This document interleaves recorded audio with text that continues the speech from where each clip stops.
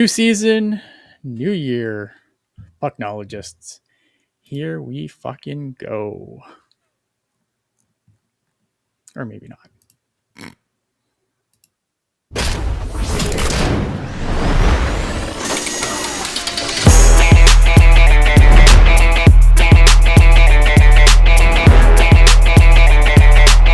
Can't stop addicted to the shindig.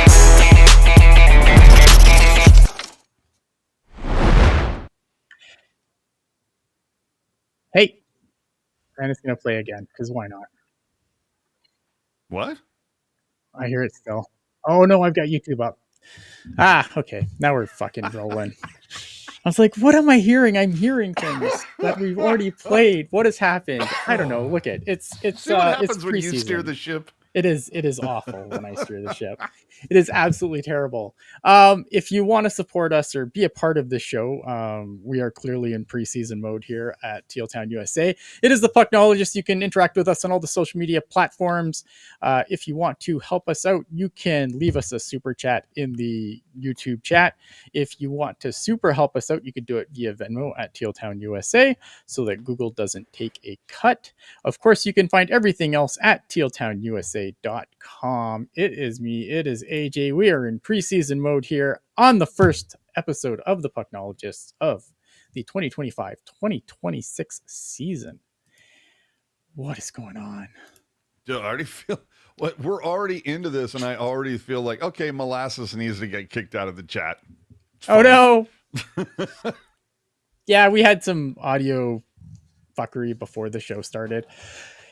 AJ, it is good to be back. If you say so. I mean, there's so much to talk about, though. You wouldn't think there would be, but here we are. But there is so much.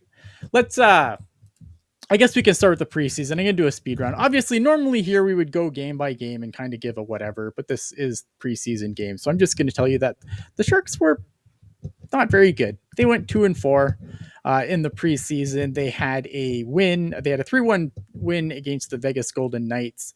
They also beat the Vegas Golden Knights later on in the preseason by a 4-1 score, but it was pretty much that was it. They lost 3-2 to the Ducks, lost 5-2 to the Ducks. They lost 6-4 to the Mammoth.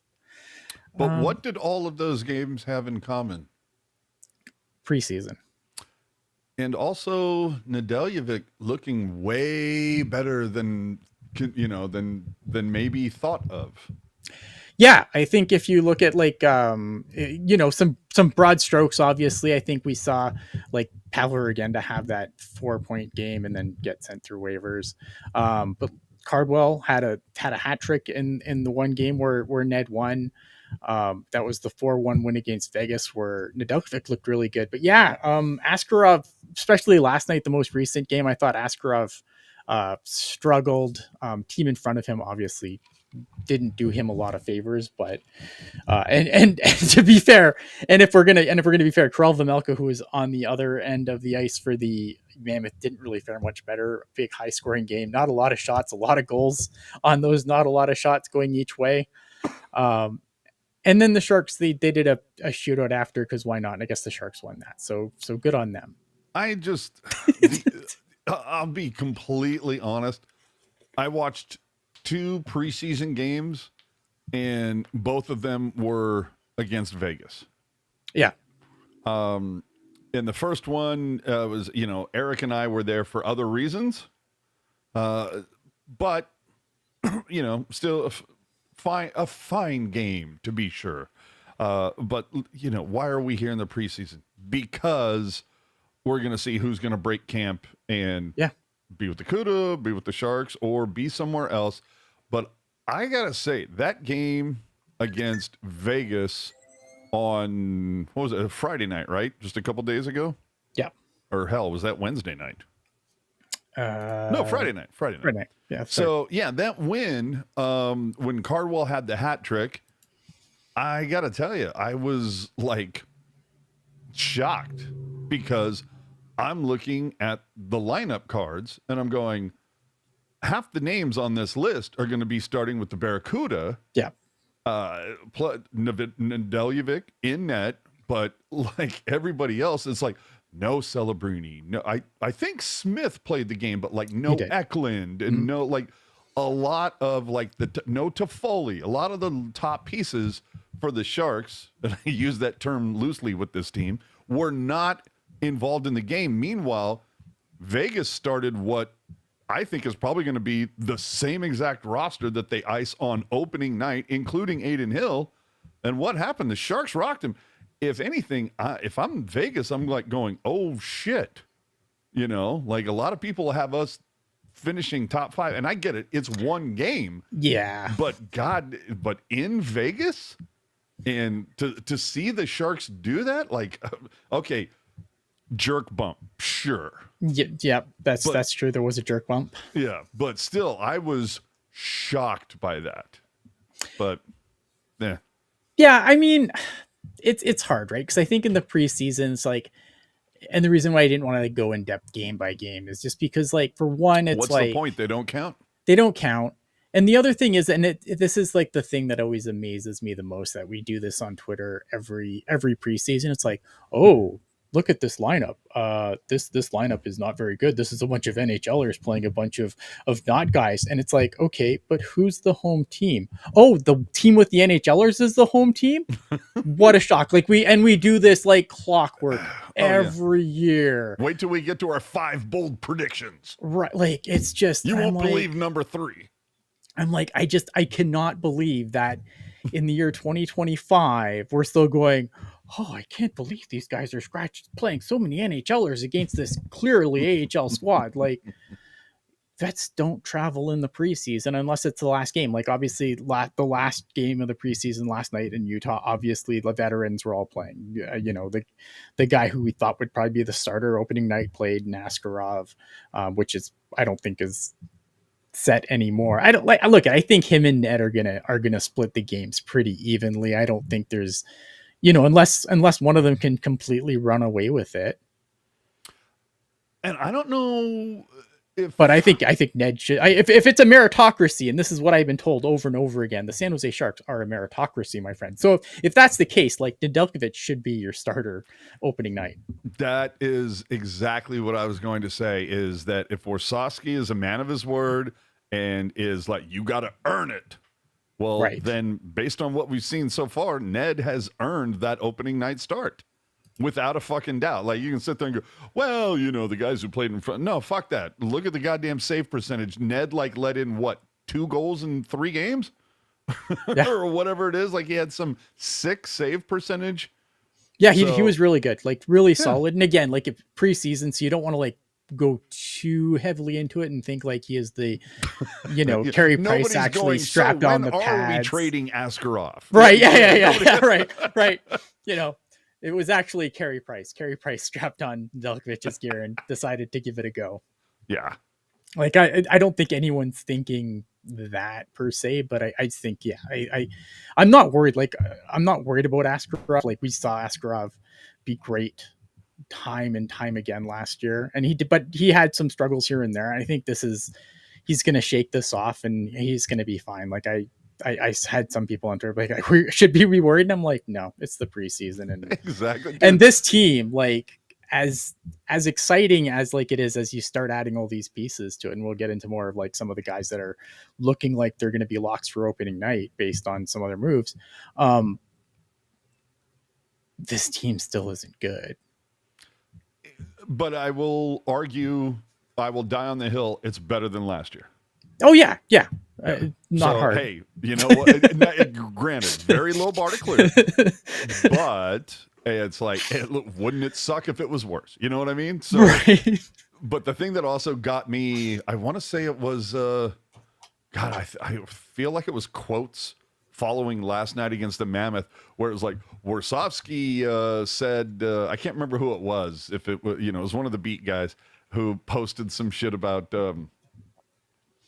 Warsawski thought that Reeves, Delandria, and Goodrow, or whoever the hell it was, maybe it was Khrushchev. Who?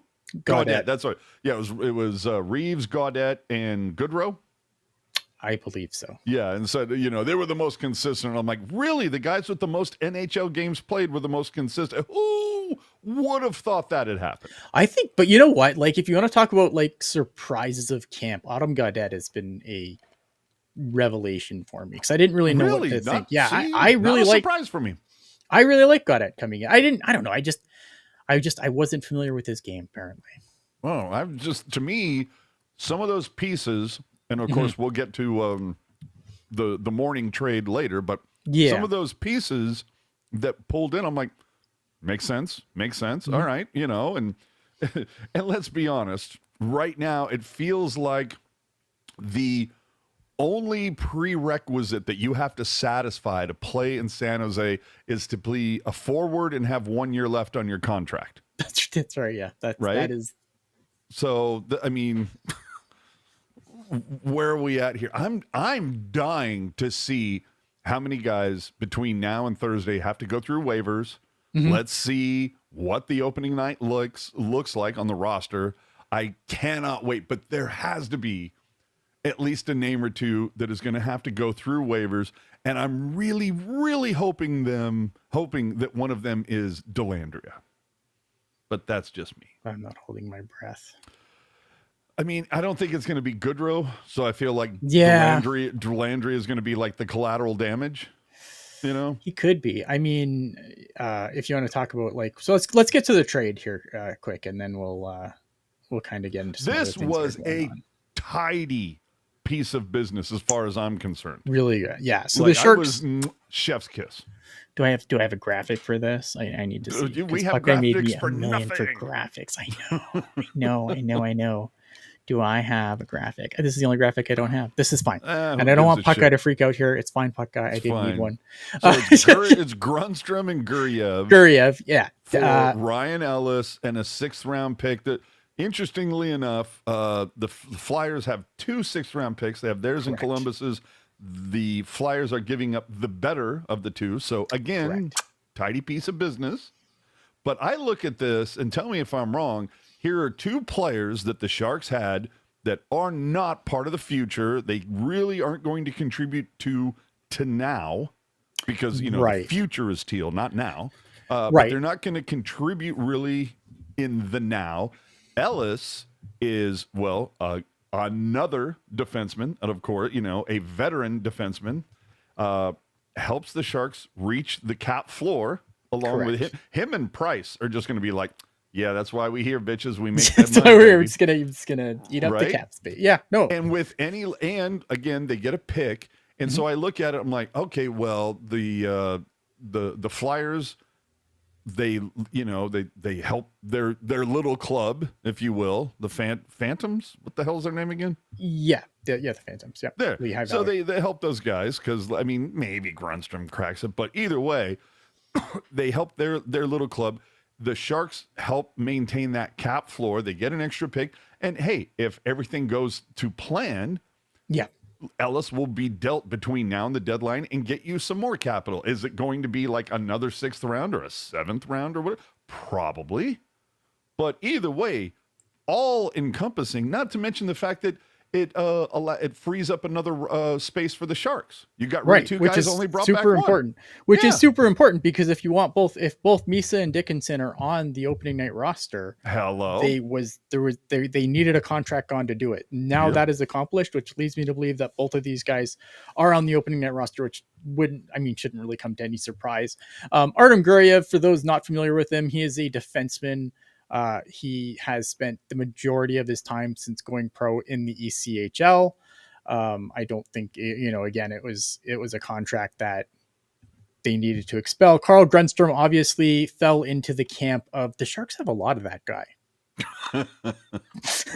Right? Like they have a lot of that guy, AJ, and now they have one less of that guy, but they probably still have too many of that guy. We have exceeded our threshold. Yes, yeah, they've massively exceeded their threshold of that guy. I just want to see what's going on in the chat here, just make sure I'm not missing anything. It's hard when I go back and forth. I like Trey Bones says the humor is on point today, fellas. So basically, what we've already learned is that after me driving the ship for like 7 or 8 years, so it's so much better when Ian drives. We got it. It's all good. All right. So I mean that's that was the big news this year, this today rather, for going into the season. So obviously there's, I believe, I can't remember what opening night is, but the Sharks are going to have their roster Tuesday, I finalized think, before right? that Tuesday. Yeah, so they're going to have to. There's still moves that the Sharks need to make, but I think this kind of clears space. It makes it so that obviously Misa and Dickinson can both be on this opening night roster. Carl Grundstrom. It makes me believe that, you know, Ethan Cardwell, who had a really good showing, has a chance now to be on that opening roster. Again, That's the fucking dude. I don't know if again, it'll be interesting to see who else goes on waivers, who else may get traded or whatever. And look at what Pachelka said, though, basically likening Cardwell to the Gushin of last year, that this is a guy who impressed in preseason, Yep. cracked the opening night roster, and where is he now? So hopefully Cardwell is going to be that guy that like breaks that mold. Breaks that mold, yeah, and comes. I think again, I think Ethan Cardwell is a guy who's going to play just a ton of NHL games when he finally breaks through, because he does everything you want from like a bottom six forward in the modern NHL. Well, he does everything. Speaking of the Barracuda, they've just scored an empty netter. They are up 3-1 right now in their second preseason game. Awesome. All right. The only other thing of note when it comes to preseason is just the fact that Celebrini never played a game. Yeah. Celebrini played against Utah yesterday, and he was in that game. Yeah, he was in that game. He set up. Was he wearing an orange jersey? No, okay. no, he did after. That's a good point. Yeah, Celebrini did miss a bunch of the preseason no contact jersey. Not really. Teal curtain. We'll never know what it was, but he did play yesterday. Got his first game action, and he had that pass. If you can go find the pass that he gave to Will Smith for that goal yesterday. I think he's trying to say back that pass up. Beautiful. Back that pass up. Yeah, Trayvon also asking, do we see someone get the C this year? I'm fascinated by this. I know we've kind of discussed this a ton. We have differing opinions. Okay, go ahead, share yours. Oh, I think it's, and then I'll share the correct one. You'll share the correct one. It's Mac, man. It's Mac. He does everything that you want him to do. He does everything. He's at the rink all the time. He went to Team Canada's for the Worlds. He went to the Olympic orientation camp. He is the future. He is the centerpiece of what this team is going to be. So what you've just heard Ian say is Tyler Toffoli doesn't work hard enough. I know. I think Tyler Toffoli is great. I think Tyler Toffoli can absolutely be an assistant captain, because I think people think of the captaincy, right? And they think that, it has to be like, this is the guy, you put the C on this guy, he's the leader, and everyone else, but it's more of a leadership group, right? You can put the C on Celebrini, and if Toffoli's standing over his right shoulder, that's great. I'm going to say, and unfortunately I didn't come up with this take, but I think it's a very valid take. Mm-hmm. Somebody pointed out on some form of the internet, and I agree with it, and this is something that I feel like I alluded to a few shows ago when we kind of went down this rabbit hole, is for me, I didn't want to, granted, Celebrini has all the talent. Yeah.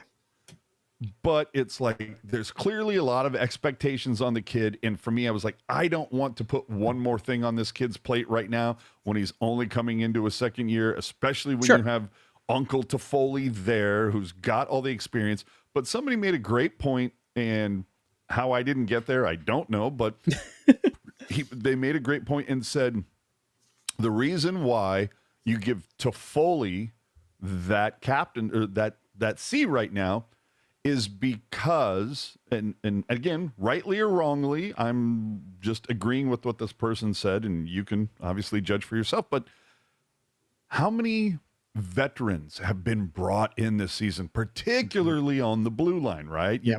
Orlov and Letty and blah, blah, blah, and Ellis today.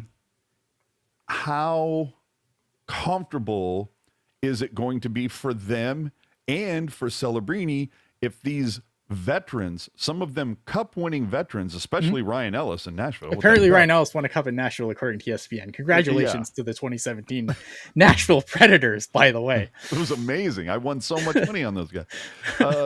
But it's how not to say that Celebrini based it. I mean, what you just said, his work ethic is ridiculous, off the charts. But how much respect can a 19-year-old kid command in the room that literally is filled with some guys who have won the cup, that have the experience? You know, I mean, Ryan Ellis at that age could damn near be Celebrini's dad. So that, I say, you know what? No, Toffoli is the guy who's bringing the milk and cookies to the hotel room. Right. You let him, run the ship for the next 3 years. That is the guy that you lean on. That's the guy who's going to set the tone in the room, bring the culture, and Celebrini and Smith and Eklund, Misa, and hopefully McKenna next season are all going to, they're all going to follow, along with Dickinson and Muka Madulin and everybody else. But that's why I sit there and go, no, you give it to Toffoli. He's here for the next 3 seasons. It's a beautiful way to transition. And by that time, when Toffoli's contract is up and it's time to, hand the keys over to somebody else to drive the bus, now you've got a kid that's actually old enough to drink, is now beyond his ELC, and has his 12-year deal at $15 million a year. Yes. And that's when you're handing him his paycheck. You go, oh, by the way, we forgot to put this C on your jersey. Here you go, kid. Yeah, I mean, like, look at if they put the captaincy on Tyler Toffoli, am I going to be upset? No, of course not. Like, I really don't. Because I do think that we put like a lot of emphasis on the C, and probably too much, right? Hold on, like, are you talking us on Pucknologists specifically, the NHL at large, the fan base in general, the fan base in general? Yeah, right. But it's funny you say that, though, because you hear it from some people and they go, oh, well, the leadership's in the room. It really doesn't matter who has the letter. And then you hear from other like former players that say, no, it's a big fucking deal. And I think it's a big deal to some of them, but I still think your leadership group is going to be like, guys are going to be leaders whether they're wearing the C or not. Joe Thornton didn't stop being a leader because the C went to Joe Pavelski. That we know of. Yes, because there was a carefully edited clip for a show where Joe Pavelski freaked out and became the god amongst all captains. Well, it's because Doug Wilson needed to stop lying. I know, if I remember correctly. I know, and look at, and again, like, do I think it's a big deal? No. Like, it is a big deal. Yes. But is it something like, is this a hill I'm willing to die on? No. Like, if Macklin gets a C grade, if Toffoli gets the C, fantastic. I don't care. I just think that if the guy, like, there is precedence for guys like in Macklin, Celebrini's stratosphere of player, sure, getting the captaincy early. Yeah, and I don't think it's ruined them. Didn't Collar McBroken get it like at 19 or 20 years old? Yeah. So, youngest captain in the NHL. Yeah. So, I mean, again, I think the right way to do it is to go with Toffoli. The wrong way to do this, in my opinion, is to do that shit that they did a couple years ago where it's like, nobody, we don't really feel like anybody deserves a C, but everybody's going to get an A. Like, I don't want to hear the fucking who's your captain chant. Or if you want to go way back, and it kind of goes back to like when they were wearing a different jersey that we're going to look at in a minute, where it was like, okay, you're the captain for 2 weeks. Now you're the captain for 2 weeks. No, and then it finally settled on Marlowe. Marlowe's the captain. Right. No, yeah. Macaulay is the captain. Fuck off. Yeah. Oh, that was so annoying. So let's take a look at this here. Obviously, the San Jose Sharks are bringing back the 2.0 jersey for this season for 4 dates, because that's fine. 4 dates. Well, I'm sure they're going to expand it. No, they're not. Sadly, no. When we spoke to CMO Doug Bentz like about a week and a half ago, whatever it was, we talked about the fact that, they're going to wear these for 4 games, and of course I was like, 4 games, what's the point? Right. Yeah. And to them, it's I was told that this is something like you have to almost drag the league screaming and kicking into saying okay for this stuff. That, like, this was something that was told to the league like 2 years ago. This is what we want to do for our 35th and blah, blah, blah. and they said, okay, you can do 4 games. Because if you look at the schedule, Mhm. and whenever I see things like this, like I appreciate what they're trying to do, but I remember how laughable it was when 10 years ago they brought out their first Heritage jersey in the 25th season.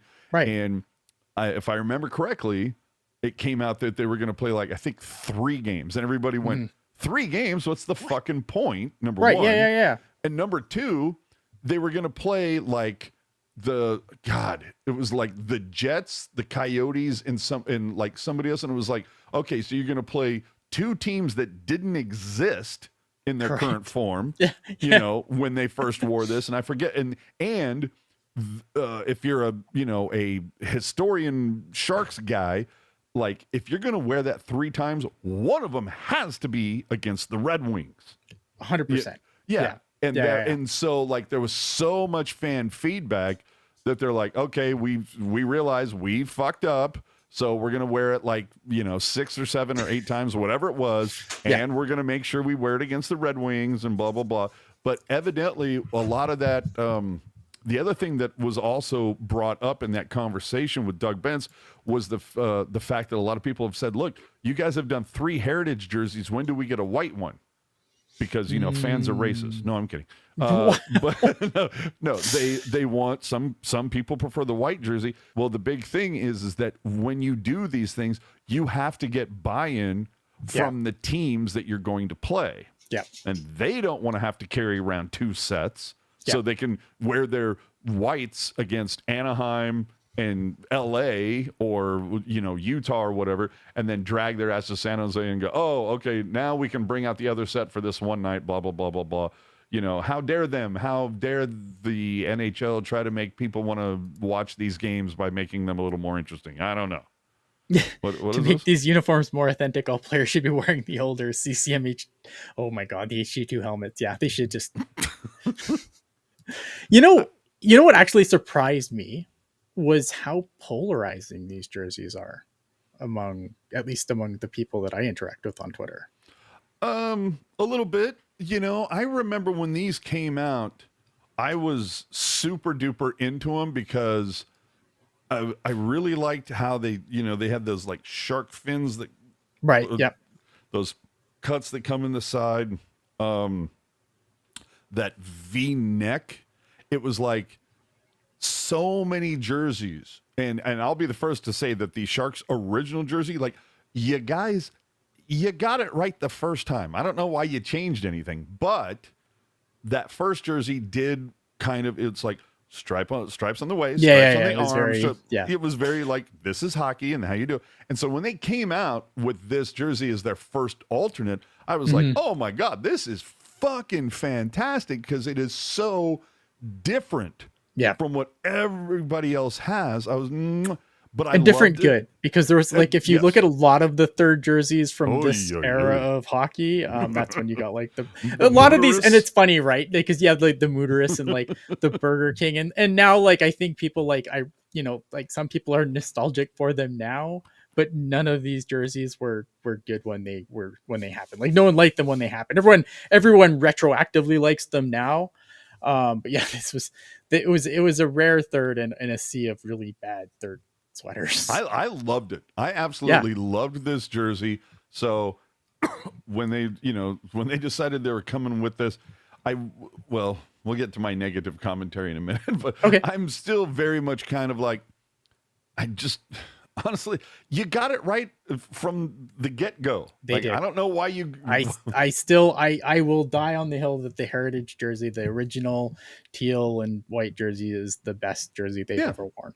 That's and including that crest. Yeah, I would have just did like you got it right, and I kind of feel like I wish teams would or the league at large would sit there and go, okay, these are our jerseys, and. The thing is, you look at the arbitrary 6, Detroit, New York, Boston, Montreal, Toronto, Chicago. How much of those jerseys changed over the last 50 years? Like almost not at all. Yeah. Yeah. Meanwhile, the Sharks, it was like they went 7 years, they changed. They went like another 10 years or whatever, changed again. Then 6 years, changed. Then another 7 years? Change. It's just like That's how you get people to keep buying. but that's not how you build tradition. Agree. And so my point is maybe the NHL needs to go, okay, here's the fucking plan, guys. We're going to do home and away, and we're going to stick to those. But like every 2 years, we'll roll out a new alternate. And maybe it'll be black. Of course, it'll be black. But no. Maybe it'll be black. Maybe because the first Sharks alternate was not black. It was teal. So it's like maybe it'll be, maybe they'll do gray, dark gray or whatever. But do something off the beaten path. But it's still, and we'll do 10 home games in this one. We're going to, obviously, we're bringing this in to sell merch. So we're going to do a whole run of merch that ties into this. But we're still not straying away from, what this team is based on. And the funny thing is, in the interview with Doug Bent, I'm trying to remember if it was ours or Brody's. One of the, I think it might have even been Brody's. We largely talked about the same things, but at one point, Doug Bent said, was talking about this Heritage 2.0, and it was, well, we heard from the fans, and they were really interested in bringing this back, and all the fans really love that original crest and blah, blah, blah, which to me goes, then go back to it. Yeah. Go back. Just fucking, just realize, hey, 35 years, you know what? It dawned on us. We got it right the first time. And so we're just going to go back to that, and everything's going to be fine. All right, I gotta hit the brakes here. Got to hit Mitya in the super chat, $9.99 super chat. Thank you for super chat. Super chats help keep the lights on. AJ, are you still doing the Pucknologists this season? How would you? Is that not what we're doing right now? Yeah, we're literally doing it right now. We just kind of we've kind of switched roles. Yeah, that's really all that's changed. We switched roles. I changed the time. No. That's it. But to get back to your point, though. Yeah, 4 games. Well, that's on the NHL. What can you do? All said, I love these jerseys. Yeah. I'm. This is like one of the few Sharks jerseys that I don't own, so I'm definitely buying one. Just because I was poor when they wore them. It's the truth. So I kind of like that, and I think that's also the answer too, because everyone's like, well, why didn't they just bring back the Heritage again? And I'm like, well, yeah, but I bought a Heritage. Like, if they brought back the Heritage again, I'm not buying one. But is that the thing now? Every fucking 5 years, hey, let's go I back can't to the wait till we one. bring back the whatever the one is with the not 2007. Fuck you. No. It's 5 years, guys. 5 years. We're bringing it back. See, this is the other thing that I was thinking about that like went through my head the other day, and I was kind of like, I might need to call Puck Guy and ask him what his take on this. But it's from 91 through 2018, right? It was, you had the OG set, then you had the second set, which is what this Heritage 2.0 is based on. Then you had the third gen set, which is the one you're talking about with the black shoulder caps and everything. And when they added orange and changed the crest. And then during that same time, you also had a couple black jerseys.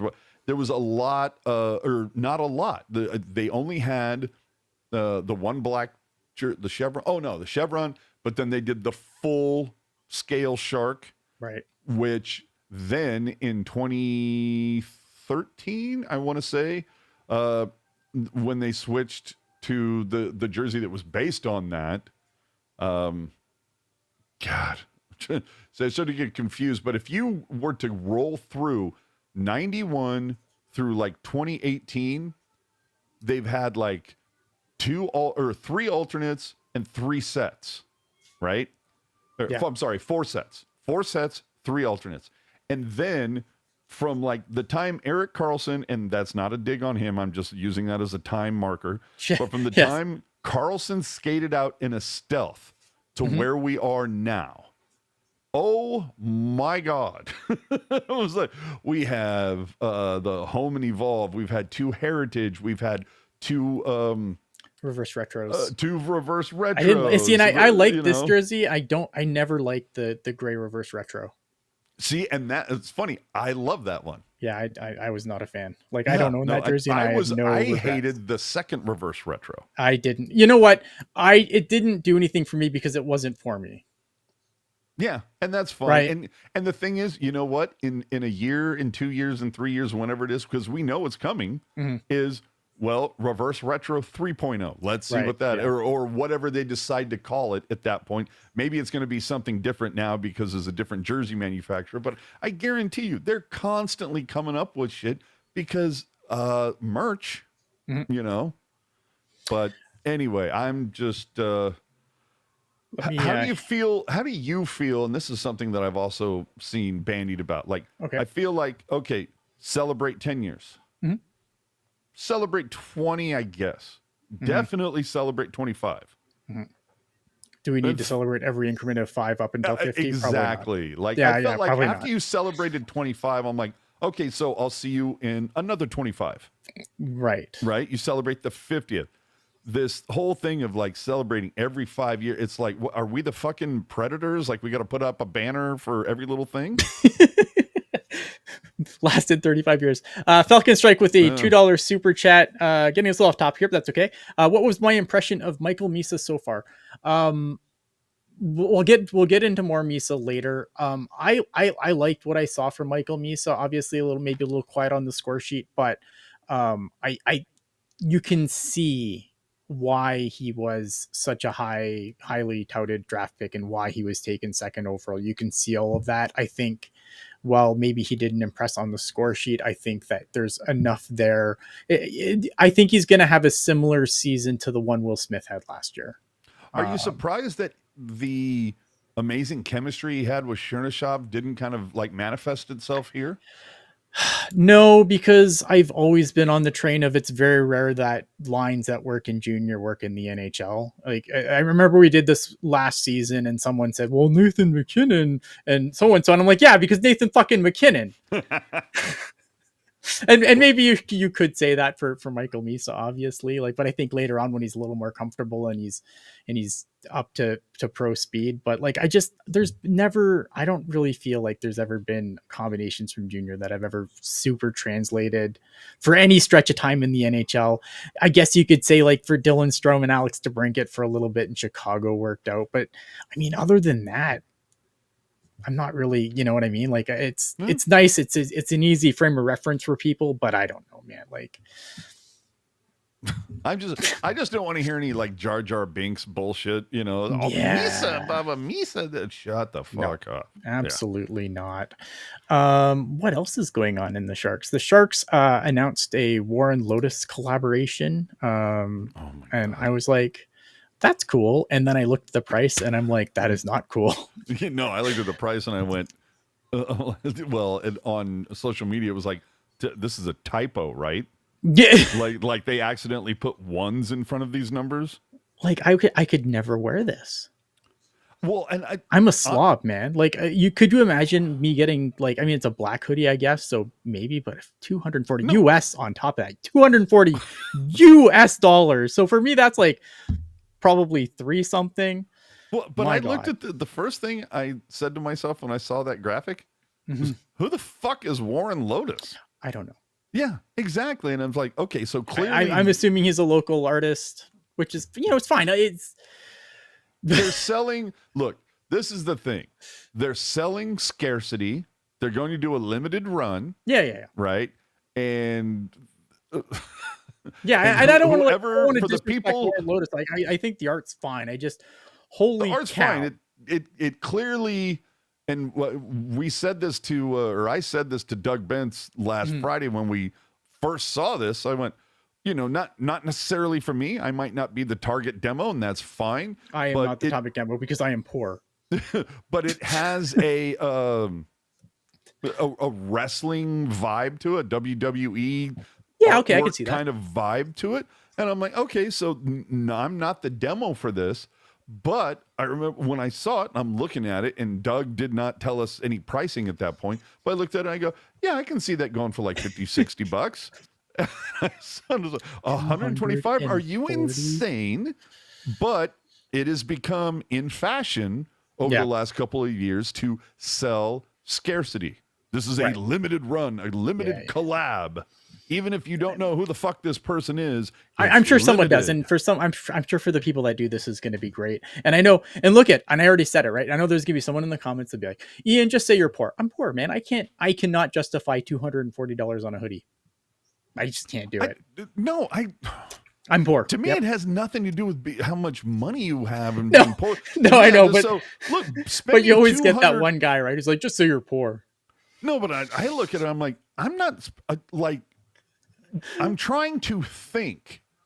And if there's somebody in the chat that can help me out, name me the one thing that you could put on a hoodie that you would sit there and go, $240 seems completely reasonable. Puck guy coming in clutch. Warren Lotus is a Los Angeles-based streetwear company started in 2014 and incorporated in 2018. Warren Lotus is best known for its graphic heavy t-shirts and hoodies. There you And have you know it. what? I've purchased a bunch of graphic heavy starter shirts and all that, and none of them were at a ridiculous price point like that. But again, the big thing is to sell scarcity. And look, and there's some people, there are some people that will take advantage of this. And I'm going to be the first one to like put my hand up. I have taken advantage of this situation before. I have recognized that, oh, there is a limited run of something. I know that this will go up in value short term. Yeah. So I'll like, and perfect example of this, the Vans Shoe Company and the Anaheim Ducks last, I don't know, about a year or so ago, somewhere in that time frame, they did a limited run of low top and high top shoes that were, Vans, but they were colored the jade and purple and had a little Ducks logo on the back and blah, blah, blah. And when I saw them, I'm like, these are really cool looking fucking shoes. And so I'm like, I'm going to buy a pair. Poor Ian is poor. Everybody donate to his GoFundMe so he can grow his marijuana fund. But I bought these Anaheim Ducks Vans, and at first I was like, "No, these are kind of cool." And I bought them for $100. They were, $100. Okay, bought them for that, and I kind of tucked them away because I'm like, well, maybe I'll save these for a special occasion or whatever. And then after having them around for like 3 months or whatever, I'm like, come on, I'm a fucking Sharks fan. I'm never gonna wear these fucking things. Like, I think they're cool looking, but I'm never gonna wear. Fuck this. Throw them up on eBay, and like within like 2.5 weeks, sold them for twice what I paid for them. Yeah. So I'm like, okay, taking advantage of it. But I bought I bought a single pair, and that's what I did. The thing with some of these releases, if you want to try to sell the scarcity of it, you have to limit it to a one per person type of a thing. You have to do something like that if you're going to do these limited runs. Either way, my point being, if you're paying $125 for a t-shirt, $150 for a long sleeve shirt, and over $200, if you're paying over $100 for a hoodie, question your life choices. Is Absolutely. My point. You can go to TJ Maxx or Ross or whatever, and you can get a very nice hoodie for like $17. Yep. But anyway, but you do you if you want to. Yeah. Oh yeah. Look at. I am not saying. Look at your money is your money. You spend it however the fuck. Yeah. I'm just saying it's not for me personally. Yeah. I look at that and I'm like, yeah, I'm not part of your target demo, but good luck. So the Sharks are getting a new goal song, AJ. And I'm terrified. Like I want to play them, but I'm just afraid we're gonna get fucking copyright strike for them. So we're not gonna play them. I did listen. However, I did link. There are links to them in. If you haven't heard them yet, somehow this is escape your radar in the description for the YouTube video. There's links to all 4 of them. You can go check them out for yourself. I'm not going to play them on stream though, because I don't want to be at work tomorrow, find out we got copyright striked, and not be able to edit the video in time to get the copyright strike taken off. Oh my God. Hold on. What is we'll get to that in a second. I see Ruben says, yeah, AJ, I bought 2 of those Sharks Califin starter shirts for under $90, completely worth the price. If you're talking about the shirt that I think you might be talking about, I think it was called like Calm Before the Storm or something like that. Yes, I bought 2 of those, and I think they were like 45 each or something like that. But the artwork was sick as fuck. The shirts were way high quality. I was like, okay, I'm down with this. And then I ended up picking up 2 more of them at the sidewalk sale for like $10 each. Oh my god. Alex has a money-making scheme that I think we should seriously look into here. What's this? Go back and clip all of AJ's rants over the years and make it into one video. Record those rants on to cassette tape and sell them. I want to Cassette be on tape? the B side. Who the hell is going to be able to play a cassette tape? Apparently cassette tapes are big again. Well, I mean, vinyl is. But I was in the local music store and there was cassette tapes being sold, and I'm like, what the fuck are we even doing? Like, I understood vinyl. Vinyl sounds good. Well, and cassette vinyl tapes? has the artwork. Yeah. You know, you've got like the big art, but cassette tapes, like they sound like shit, and the artwork is that big. Yeah, I don't get that at all. So we'll put AJ on one side, me on the other. That thing will sell fucking the As they say, I don't know what you'll play it in. Everything that is old is new again. As Everything. They say. It's so true. So anyway, the songs are available on Reddit if you want to go listen to it. I did link them in the description so you can go hear them for yourself. I listened to these. And I got to tell you, first off, it sounds like just different variations of the same song at different tempos. Mm-hmm. If I'm being completely honest, I feel like I understand what they're trying to do. First off, they're insanely generic.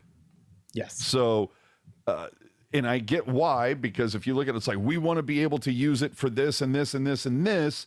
And 100%. we don't want to have to pay ridiculous licensing fees if we use an actual song by an actual artist. Right. And, blah, blah, then it kicks off, and then you have to renew the license, and they want twice as much. And then. Yes. But I listened to it. First off, it's not a very good sounding song. Mm-hmm. Despite, I don't care if it's 110 beats per minute, 130, it's not a great sounding one. It's like, I get what they're trying to do, but I just sit there and I've seen this question asked a bajillion times, and for whatever reason, the answer doesn't seem to like penetrate people's fucking heads. They've already asked Metallica, they said no. Correct. So stop saying that. Now, they haven't, from what I understand, they haven't asked Sammy Hagar. Sammy Hagar, born in Salinas, massive Bay Area ties. Go Google, YouTube the song Mas Tequila. He literally credits Gary Glitter as a songwriter in it. I wouldn't credit Gary Glitter for anything. I'm sorry? I said I wouldn't credit Gary Glitter for anything. Yeah, I mean, in the year 2021. Yeah, you kind of have to. Well, the song I done understand in this was like 99 or something. But Sammy Hagar has a song called Mas Tequila.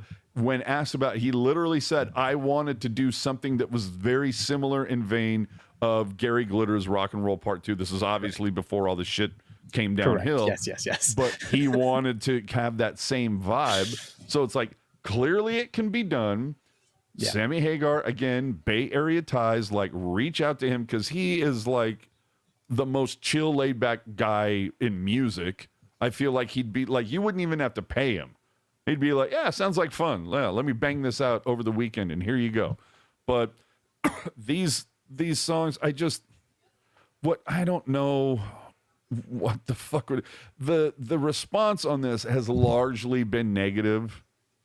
You know, it's like, as positive as everybody was about the 35th anniversary Heritage 2.0 jersey, I feel like it's been the complete inverse for bringing we in have a new change.org saying don't do this to us.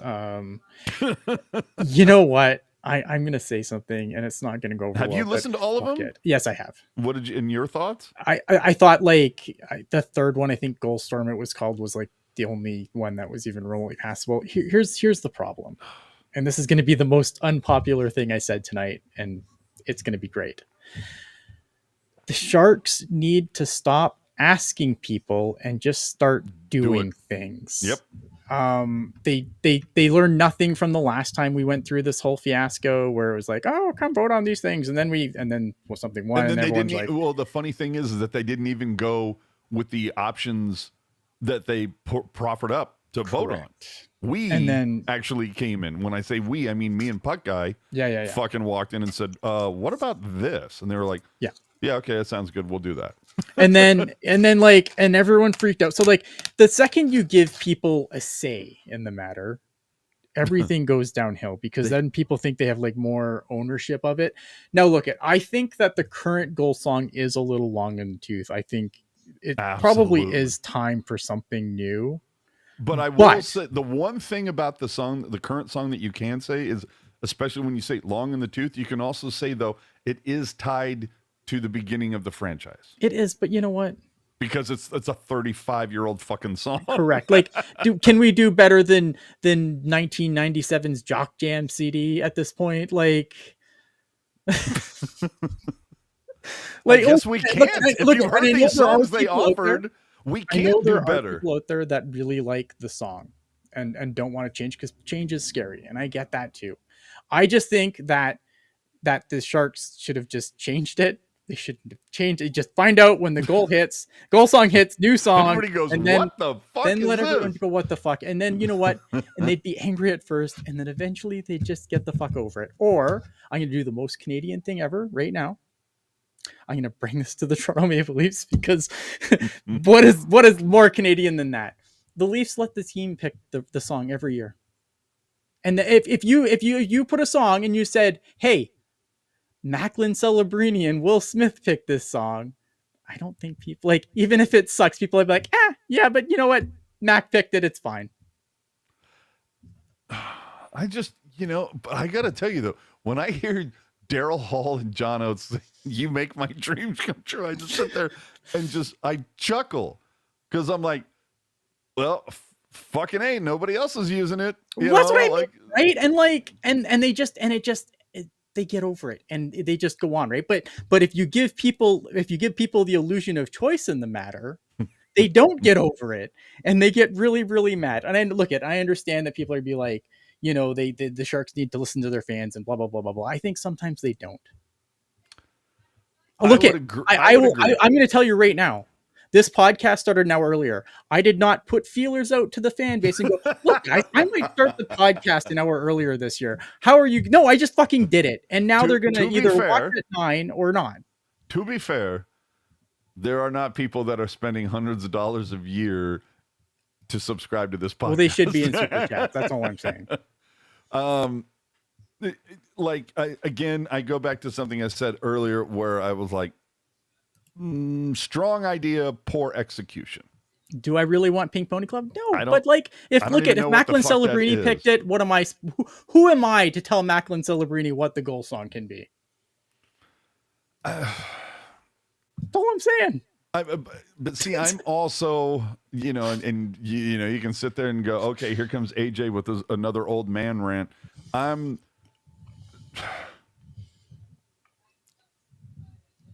I feel like the game also needs to breathe a little bit. Like, I forget what I was watching had some football game on it might have been the 49er Rams game on Thursday. And it was down at the, Levi South, but down at the Rams Stadium. And I swear to God, the center would hike the ball, quarterback drops back, throws a pass or hands it off or whatever. And then once the play is over, there's a whistle, all of a sudden, boom. But, it's 3rd and 3, let me hear you. But it was like constant fucking noise. Like, let the game breathe once in a while. Let it be organic. You don't have to have constant noise every 5 seconds.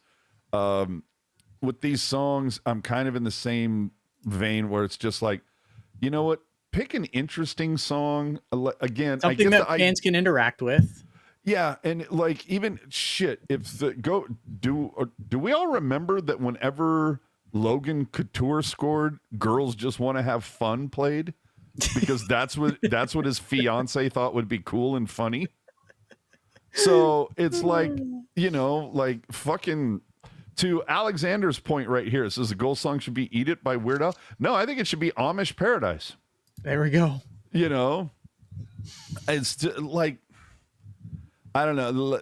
Again, you want to change the song, I get it. I'm still going to fucking die on the hill Return of the Mac, that would be That'd be it'd solid. be interesting, right? But I still will die on the hill that Let's Go by 6 a.m., the piece that they did use for most of the, if I remember correctly, 15-16 season, Mhm. if they would have dialed in the sound system so people could actually fucking hear it correctly, I think that would have taken off. But like I I'm was just sitting in the seats and yeah. I'm going, I can't even hear this, like because the sound system is so poor. Yeah. It's dialed into fucking unch, unch, unch, unch, and so anything that has any dynamic character to it, you can't fucking hear it. But Yeah, look anyway, at I think what the real final answer here is that it's really a shame Gary Glitter's such a piece of shit. yeah, that's like we would still be on it. And as far as I know, that dickhead doesn't get dime one now today. Correct. Correct. Yeah, yeah, So yeah. you It's- could go we were back we to were it. never paying him to use the song. It was like, but I understand. Like, I do get why people finally were like, no, this needs to go away because But he's it in needs to. massive. I get why it needs to go away, but I'm going to say a few names to you: Rick James, Michael Jackson, Mhm. Ted Nugent, George Michael. Okay, a list of just 4 people that were accused of, and some of them convicted Yeah. of some bad shit, Yeah. and yet those songs still get airplay. Yeah. But anyway. No, wait. What song are they going to switch to? There's 4 songs. I have them linked in the description of this video. You can find them. They're also on Truck's Reddit. You can find them in a few other places. I did put them in the description of this video so people can go and when they're hearing this and they want to go and figure out what the hell I'm talking about, they can go and listen for themselves. But if we play them on air, this video is going to get copyright striked, and I just don't want that headache. Well, and you know what's kind of funny too is that you've got these 4 songs, right? Like, and like they have the most like just generic names ever. Lamplit Teal, Power Yep. Bite, Goal Storm. Like it's very generic. And there's a part of me that's like, come to opening night and hear what song we chose. And I would have been like, they could play whatever song, and I'd be like, okay, I wonder which one this is. Yeah. Yeah. All right, let's move around a little bit here because we are kind of lagging behind. Do you want to talk about the banners? How they fucked it up and fixed it? I mean, so do you have the photo? Thank you. Okay, so the Sharks clearly, for whatever reason, decided to consolidate the amount of banners that they have. That they were like, how can we be less like the Predators? Less banners. Yeah, let's Right? ban. Good. I like it. So they consolidated the banners. The thing that I wasn't a big fan of is the fact that the Pacific Division banners, the first 2 of them, had the original logo and and paid tribute to that. So I was kind of bummed to see that come down.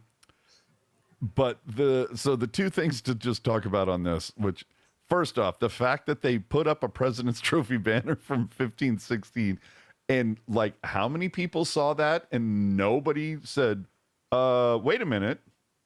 If I remember Before it got to correct- the Raptors, everyone's like, yeah, that tracks. yeah, I was just kind of like, how many people saw this banner and no like internal editor kicked in and went, wait a minute.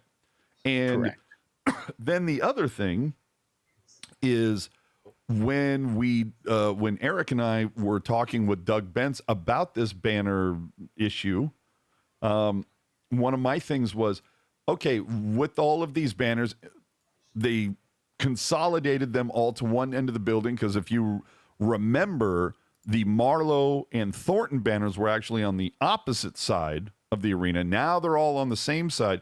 But when the Marlowe and Thornton banners were hung up next to each other last season, you saw that they were 2 slightly different shades of teal. Correct. Well, when you saw these new banners hung up, when they hung up the President's Trophy one that said 15-16 rather than 8 or 9, Yep. all of the shades of teal all matched. Okay, they got it right. It's all good. Well, they obviously, the President's Trophy was the wrong year, so they went back to the printer and said, okay, fix this. And if you look at the image now, and I don't know how well it shows up on YouTube, but if you go and look at, I don't know if it's Pashelka or Jonathan Becker or the Sharks Twitter, if you go and look at the photo of the new banner, the shade of teal of this replacement banner is different than all the other ones. So it's just kind of like fucking, new banner, same shit. Is the shade of teal from that era though? Oh, maybe. No, way. it's No, not. Okay. But they were all supposed to match. Yeah. And then Ideally, they, they had should this fuck match. up, and I'm sitting there going, these printers, stop using these fucking printers, because clearly they can't. Like, did they not write down what shade of fucking teal it was? Or maybe they just need to switch to black banners. It's hard to fuck up black. I don't know. I don't know, man. I do not know. Either way, hey, at least the year's right, and at some point maybe they'll get the shade correct. I was just, and again, it's like I'm not looking for reasons to poke the bear. I'm just saying, this was an issue. Yeah. Then it wasn't, and now it is again. All right. I'm going to move on here. I'm just going to let you. I'm going to put up a picture, and you're going to talk about it because I have no frame of reference. Tell me about this. All right. So there's this little this little plot of land. It's on the other side of 87, which you can see on the left in kind of yellow. That's the, I'll put up a better picture here, maybe. There we go. Oh, there you go. So you can see, yeah. Oh, wow, that's a fantastic picture. So you can see how far away this plot of land that was purchased by the city of San Jose. You can see how far it is away from the SAP Center in the upper left. So it just came out this week in the Mercury News that this plot of land was purchased by the city that is going to be in some way, shape, or form part of the quote unquote San Jose Arena and Entertainment District. I don't want anybody to consider or think that, oh, this is where the next arena is going to go, because it's not. It's a horrible location for that. Not to mention the fact that the way that plot of land is situated, an arena wouldn't fit there. Correct. But who knows what else might fit there? An extension of the convention center, perhaps? There's a lot of things that could go. The world's largest Dave and Buster's? We don't know. But I think you put the rink in the middle, no side seats, just yeah. It's going to be really just seats tall behind the ends. goals, really tall, like 6 decks. The seats behind them. But either way, so it came out. For me, the only thing that's really kind of noteworthy about this is the fact that just a few weeks ago, we saw the agreement, the press conference between the Sharks, the vote with the city that, okay, we're going to keep the Sharks here for at least 2051. By 2027, just in 2 years, there will a spot will have been selected that a new arena will eventually go to. So for me, I just look at this as a positive step. Like, oh, okay, well, look at this. Just within a couple weeks of that decision happening, boom, plot of land already purchased. So this is happening. It's clearly more than Google has fucking done in the last 5 years with their whole Downtown West project. And I say that in loose air quotes. So at this point, I'm just wondering when Google just like sells back all the land that they purchased back to the city for like a loss. Like it was just kind of like San Jose made the most beautiful retail land deal ever. Yeah. All right, let me get rid of that. So there you go. There is that. This is the one thing why AJ still has to be on the show, because I would just put out that picture and go, they're doing this. Fucking make of it what you will. People, I have no frame of reference. Before we get to the division preview, the main event of this wonderful entertainment, let's talk about that other team in San Jose first.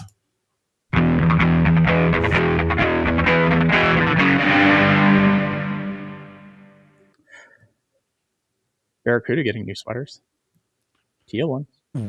Why? Because why not? Because sell merch? Yeah.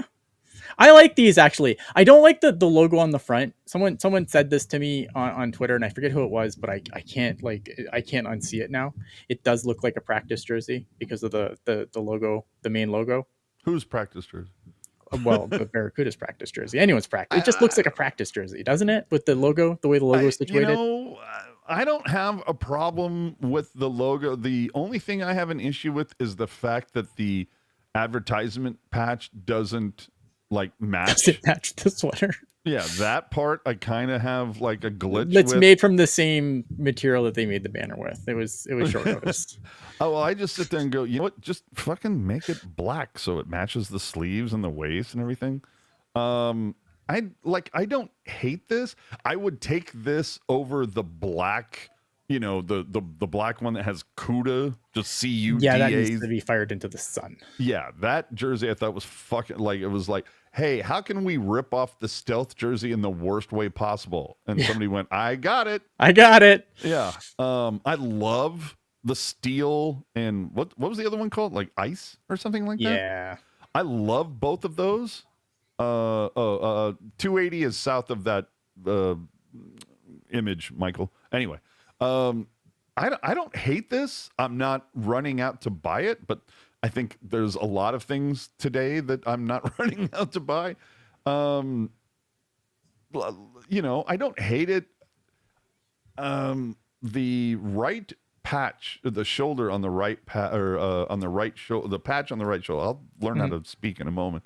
But that patch on the right shoulder, that's my only thing is I feel I would have liked to have seen the Barracuda like maybe have something a little more original as a secondary marker versus just kind of like, well, what if we do this bastard? What if we do this Barracuda fin? Yeah, kind of. I kind of like the Barracuda fin, but I'm not gonna lie. My point being, will I take this over the black one? Abso-fucking-lutely, yeah. Crest and all.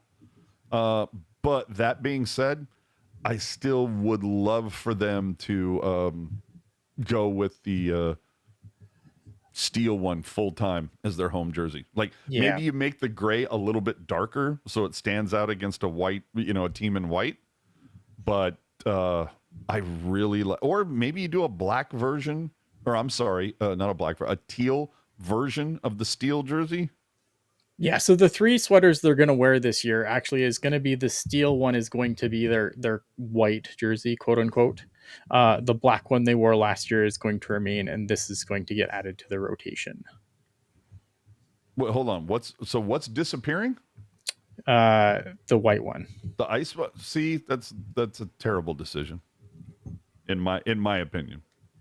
I like the steel one. I think they all 3 of them are really like. I like all steel and ice are great. I think you use this to replace that black CUDA one. No, it's not the black CUDA one. That one's gone. That one's dead. Oh, it's excellent. The black one they wore last year. The 10th anniversary one. Yeah. Oh, that see, one, I kind of like remains. that. As far as I know, that one remains. This one and steel is their 3 jerseys going into this year, which I think are all solid. Yeah, no, I have especially when you consider like what they wore when they first came here, which were basically, hey, what if we took a Sharks jersey and put a different logo on it? That's what I was going to say. Like, I'm glad that the AHL is getting away from that trend of the NHL jersey with an AHL crest on it. I'm glad that trend seems to be dying in a fire. Especially when you have a different manufacturer doing it. Correct. Well, yeah. So I don't know. I like it. I like the fact that the AHL is getting away from the trend of AHL crest on NHL jersey. Needs to die in a fire. Barracuda so far 2-0 in their preseason. Last night they beat the Condors 3-2 in a shootout. Chernishev opened the scoring and also ended the game in the shootout. Anthony Vincent had the other goal for the CUDA. Carrier and Davis split the game. Tonight's game, I know they won, but the stream was garbled and then just died and we never came back. I do have another thing here, though. They did win 3-1. Scoring for the Barracuda was Wallstrom, Haltonen, and LeBerge. So there you have it. Notable names starting the season on the Barracuda. I think this Barracuda team is going to be it's going to be fun. I just don't know if it's going to be fun good, which is, I feel like what we say every year with the Barracuda. Yeah, I felt like we said that a lot last year, and it was like, and Correct. then what happened? Well, a lot of injuries though last year, though. Yeah, injuries were definitely a factor. Igor Chernishev, Philip Biested, Casper Haltonen, Quentin Musty, Cam Lund, Pavel Regenda, should he clear, will also rejoin the Barracuda. I think there's obviously going to be some more players getting sent down because I'm they gonna have be to finalize pissed the if roster. fucking like on one hand, I'm like I understand it, but on the other hand, like if Canyoni starts at the CUDA, I'm gonna be like, fucking why? Where's the room? You can't. Exactly, and you just Where's the got Ryan room? Ellis. Well, Ryan Ellis isn't going to play. That's just a contract. Ryan Ellis hasn't played more than 4 games in 5 years.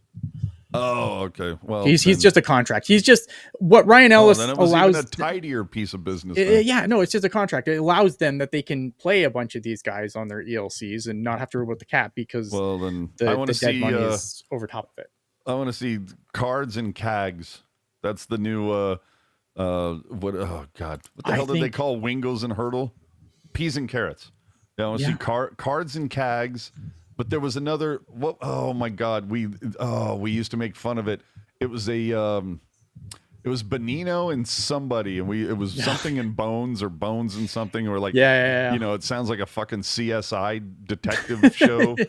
Something in Bones or I can't remember who the. I bet you Puck guy will come in with it, but sad. Yeah, I want cards and cags. That needs to be the pair I want to see. Yeah. So I think again, the Barracuda going into the season, I think look at you look at the guys here.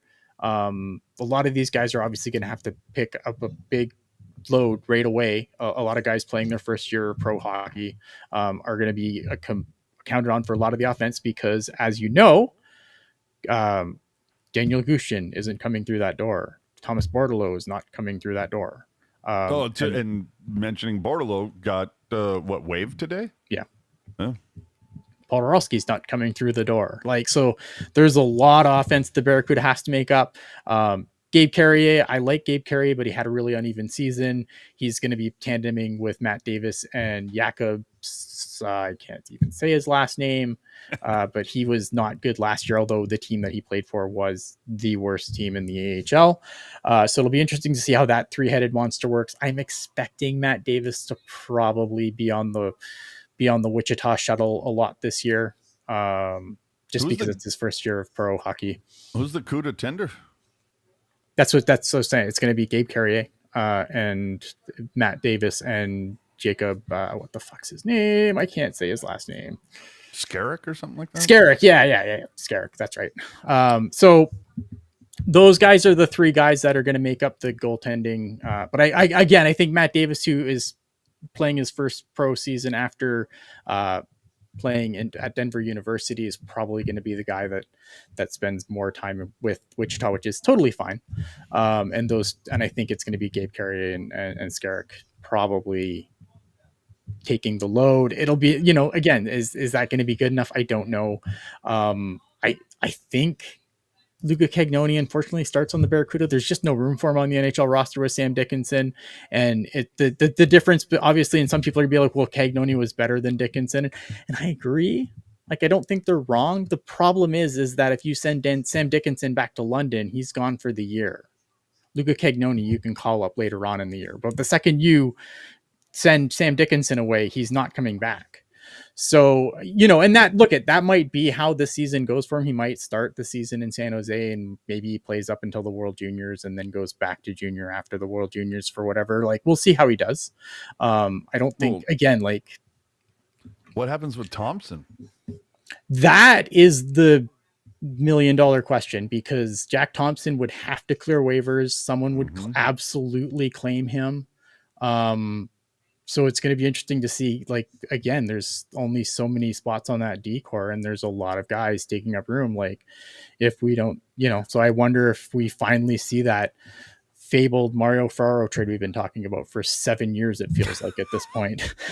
Or, you know what I mean? Because they're going to have to move a body to make room for Jack Thompson to stay on this team. They probably waived Desharnais, and maybe he gets claimed too. I don't know.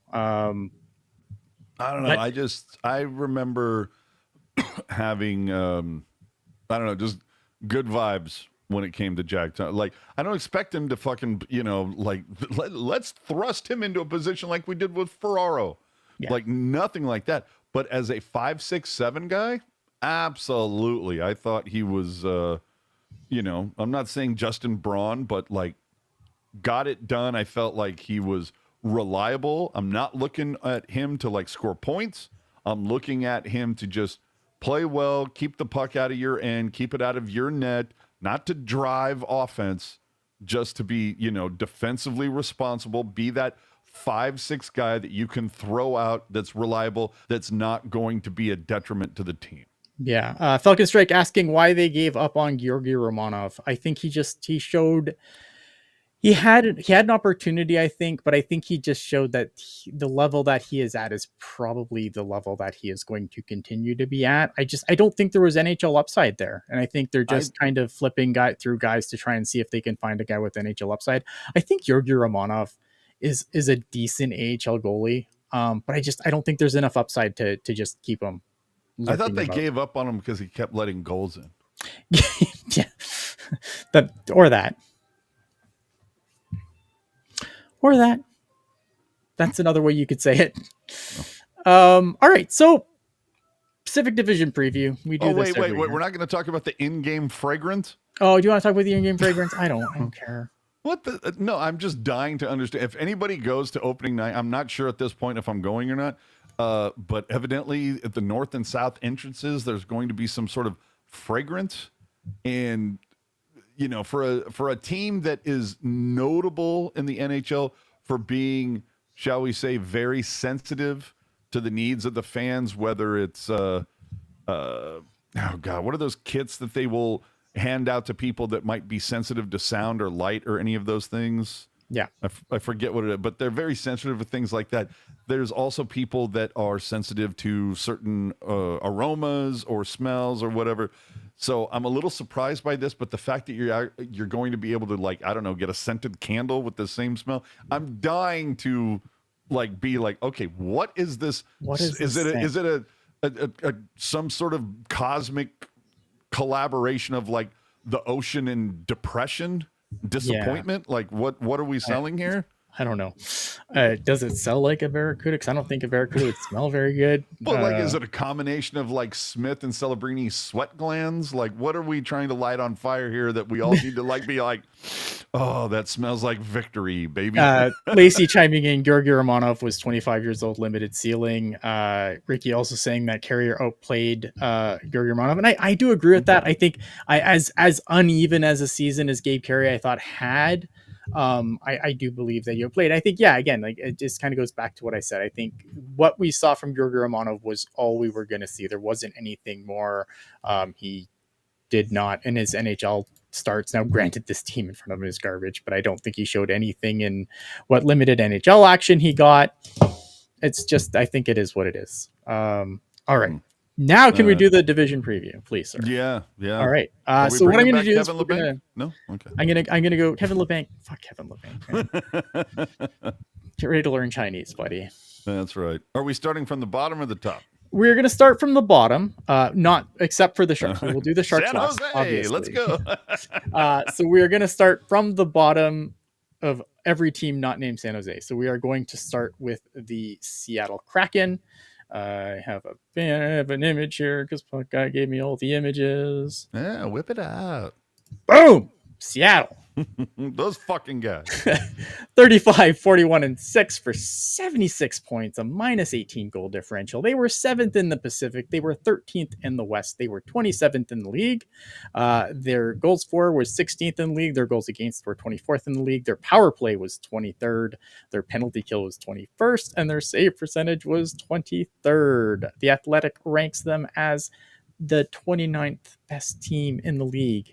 Incoming, you have Mason Marchment, Frederick Gaudreau, Ryan Lindgren, Ryan Murray, and Matt Murray. Matt Murray, thank you. Yes. Lane Lambert is out as head coach. Lane Lambert is in as head coach. Going out is Andrew Barakowski, who went to Chicago. Mikey Isamont went to Boston, and who Dan the Sharks Biles should have kept. Dan Bilesma. They couldn't keep. He was gone. You guys got to get over this. Dan Bilesma is out as the head coach of the Seattle Kraken after 1 year.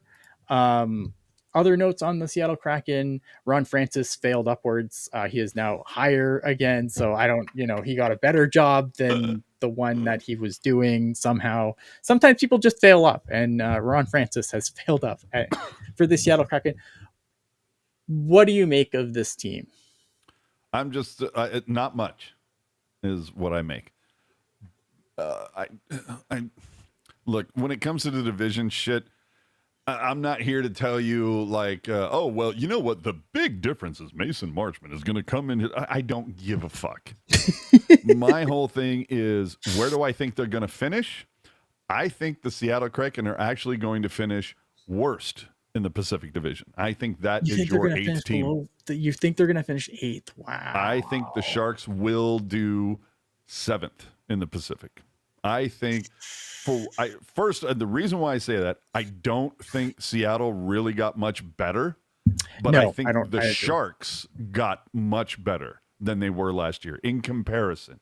Now, the reason why I say that is because you take away the fact that Macklin Celebrini injured for like 12 games to start the season.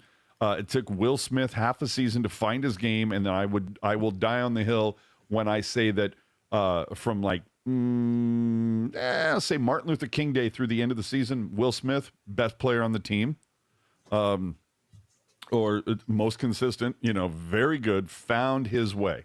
The other thing that I will say is that, do we all remember when Blackwood was traded? That was early December, and through that time, the Sharks had won 10 games. You know how many they won after Blackwood was traded? 10 games. And Askarov started 4 of those. So the fact that they should have better goaltending, and you consider how many times the Sharks lost a game where they were either ahead or tied in the third period and couldn't figure out how to pull that out, they're going to get at least half of those. And I think almost half the games that they lost last season were by 1 goal. That will also get better. So all those things, and then, oh my God, if Misa makes the team and maybe Dickinson, and it was basically a wholesale defensive change on the blue line, and how much of an addition was a Vlasic's subtraction. So that to me, how did the Sharks finish? Were they like 56 points or something like that? It's fucking horrible, right? It was really bad. Yeah, they were the worst 52. team in hockey. 52. Jesus Christ, 50. It was even worse than I thought. 52. I've got them on my score sheet doing 20 points better minimum. That's kind of what I think too. Yeah. So that's why I have Seattle at 8th. I don't know if they're 8th, but they're definitely going to be in the bottom. I think the issue with Seattle is that they went about the expansion process differently than Vegas did, right? And look, at teams were going to make the mistakes that they made with Vegas. Like, they went out of their way not to make those mistakes with Vegas. And I think that... Did you invert that? I think that this is a team that has drafted well, but they've never been bad enough to get their Macklin Celebrini. I think the world of Matty Beniers, but he's not Macklin Celebrini. Like, he's not that tier of player. Mm-hmm. And I think they're just kind of, they've got good players. I think they've drafted some good players but none of those players are game breaking players. They're good complementary pieces, but there's nothing to be ahead of the charge. The other problem with Seattle is their goaltending is fucking atrocious. Yeah, I would agree. Atrocious. To me, they're like Minnesota West in that there's just not real. I mean, okay, Minnesota West from like 5 years ago, finally Minnesota has a superstar on their team, right? Yeah. But for like 20 years, they really didn't have, that breakout guy, somebody build around. And I don't think Seattle has that. I don't think so either. Yeah, I think there are a couple seasons. The best thing the Kraken are going to do this year is roll out possibly one of the best alternate jerseys I've ever seen. Other than that, Yeah, and like you know what I mean. And then you go back to Ron Francis and the way he's kind of managed the team. Like you get Dan Bilesma out and you get Lane Lambert, fucking lateral move if I've ever seen one. Like there's nothing here to get. Like I think they have some decent prospects, but they're like again they have nothing on that game breaking tier. Yeah. I don't Again, know. Like that's why I have them bottom of the Pacific. yeah, man. Like Matt Murray's gonna come in and solve their fucking goaltending woes. Maybe.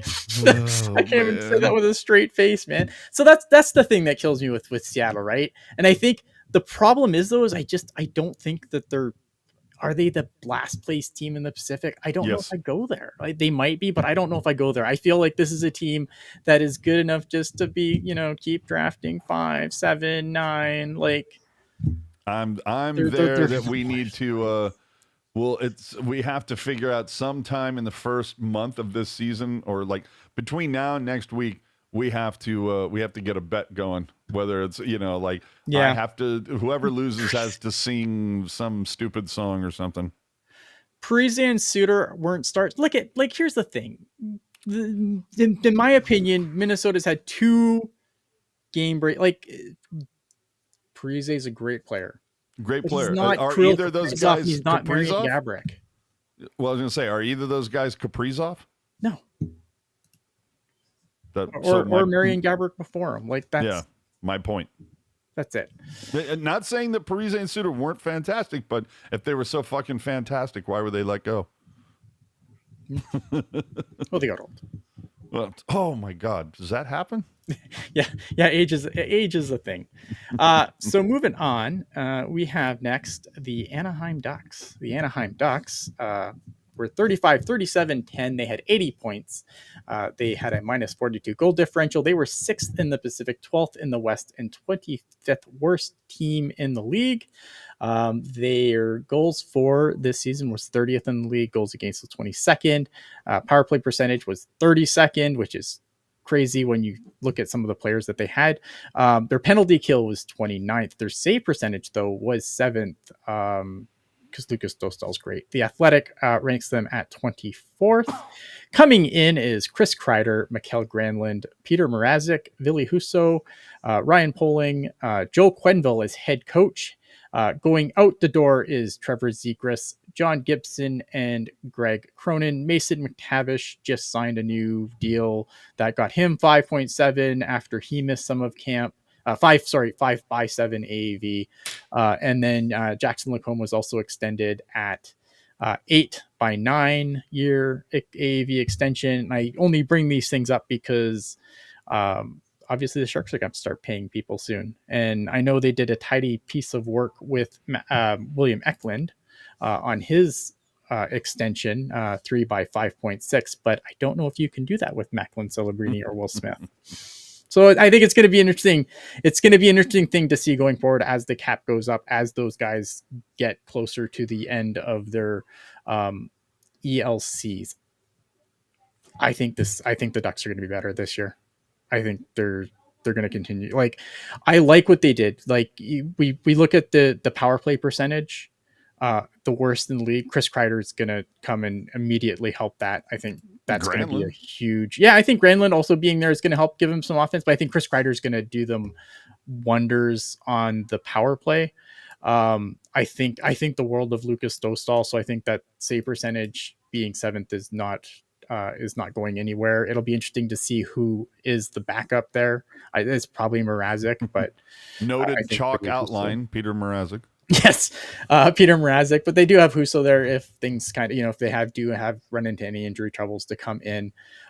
You got a lot of young players here, a lot of really young, exciting players here.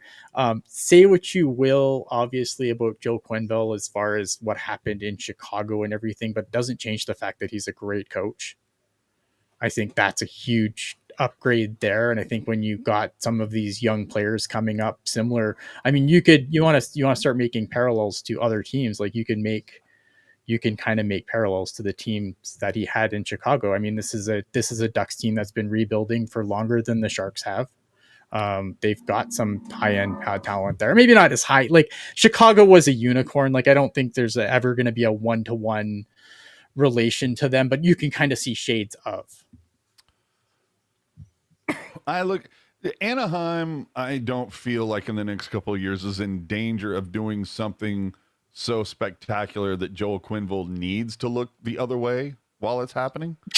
God, fuck, I hope not. Right. But I look at that, and to your point, like Kreider coming in, Granlund coming in, like those are solid pieces.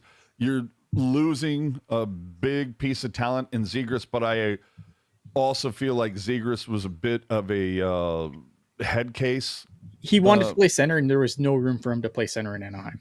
Yeah, but I also feel like he came off. I don't know. Let me just say Eric Carlson-esque, as like, look at me, I'm awesome. Let me play the way I want to, not the way you want to deploy me, type of thing. So, and as I'm saying, not the most coachable guy on the planet. So, where did he end up? Like New Jersey or some shit?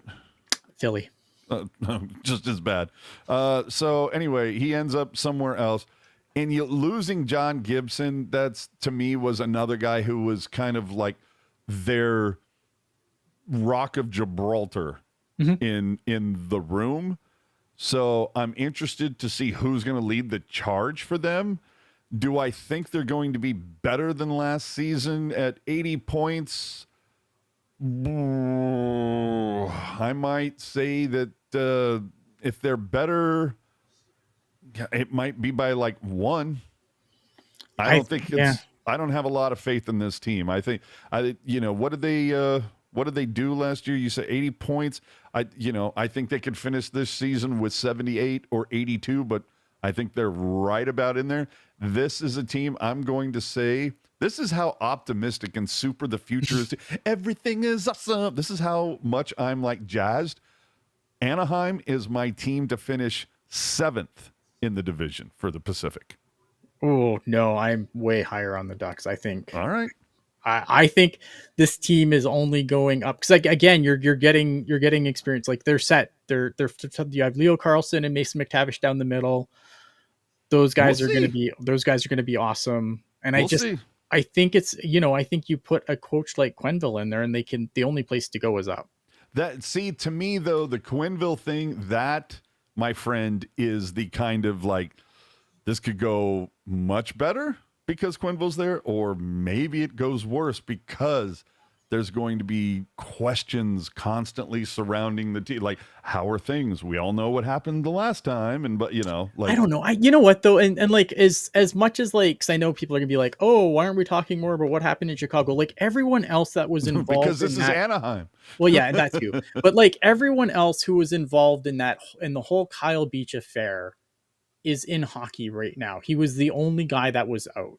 And I think, like, is the situation that happened bad? 100%. Do I know if Joe Quenneville like actually meaningfully learned anything from it? I don't know. I'm not Joe Quenneville. You're not. Why am I on here then? I know. You know what I mean? Like, so, but I do believe that people like, I hate how we're in a universe now where like no one is allowed redemption. Yes. No one can learn from their mistakes. Thank you, social media. Thank you so much for that. Right. Again, I'm just, for whatever reason, I'm just like not super high on Anaheim, but I'm also more, and if you've listened to this show with any regularity over the last 3 years, this is the most pumped I've been about the Sharks in a while. Yeah. Like, I have buried this fucking team over the last couple of seasons. So the fact that I have them, like, now it ain't by a lot, but I have, on my book, I think the Sharks are going to improve significant. So it was 80 points for Anaheim, and what we say San Jose did was 52. Again, I got them improving at least by 20 or so points. This, my friend, is a bold prediction. Fuck every other podcast that says they're doing it. Yeah. This is a bold prediction. I have the Sharks finishing 6th. That puts the Ducks at 7th. But we'll see what happens. I've been wrong before, but I've been right before. High as 4. Oh man! All right. I'm really high on Lucas Dostal. I really like what they have there. I think this is a team that, again, they've been rebuilding longer than the Sharks, so they're a little further along. I think this is a team like this team, when this team hits its fully operational Death Star, like it's not going to be the Sharks in LA this time. It's going to be the Sharks and the Ducks battling it out every year in the playoffs, and someone's Love it. going to lose, and then they're not going to feel good about it because they're going to think they're that much better. Which brings us to, oh boy, that would bring us to the Vancouver Canucks. The Vancouver Canucks were 38, 30, 14, and 90. They had a minus 17 goal differential. They were 5th in the Pacific, 10th in the West, 18th in the league. They were 23rd in goals for, 28th, or 18th, sorry, in goals against. Their power play percentage was 15th in the league. They were third best penalty killing team in the league, and their save percentage was 25. The Athletic ranks them at 20. Coming in is Evander Kane and Derek Forbort. Adam Foote is the new head coach. Puya Suter and Rick Tocchet are the subtractions from this team. I have the Canucks finishing 9th because fuck Evander Kane. No, I'm kidding. Adam Foote, ye of Colorado Avalanche fame? Yes. Yeah, he was an assistant Wow. coach under Tocchet. Oh, interesting. Vancouver, this is the team for me, and you know, I have like words that I've heard you say before, kind of echoing my head, where it's like too much talent to be horrible, not enough talent to be good. Yeah. So I feel like they're just kind of like, you know, they're gonna finish, I don't know, like 5th, you know, maybe 6th, somewhere in there. Well, no, the Sharks are finishing 6th. Like Vancouver, I think like them and Calgary could probably, you know, dance with each other a little bit. But again, like not enough to do damage, but not enough to finish like really bad. They're just going to be, what do the kids say? Mid? Yeah. When I look at Vancouver, the one thing that I always come to like is obviously that everything that could possibly go wrong last year did go wrong. That is true. And while you finish that, I'll be Okay. right back. Yeah. So Go full screen, baby. I'll do it. Here we go. So look at the Vancouver Canucks, everything that could possibly go wrong last year if the Vancouver Canucks went wrong.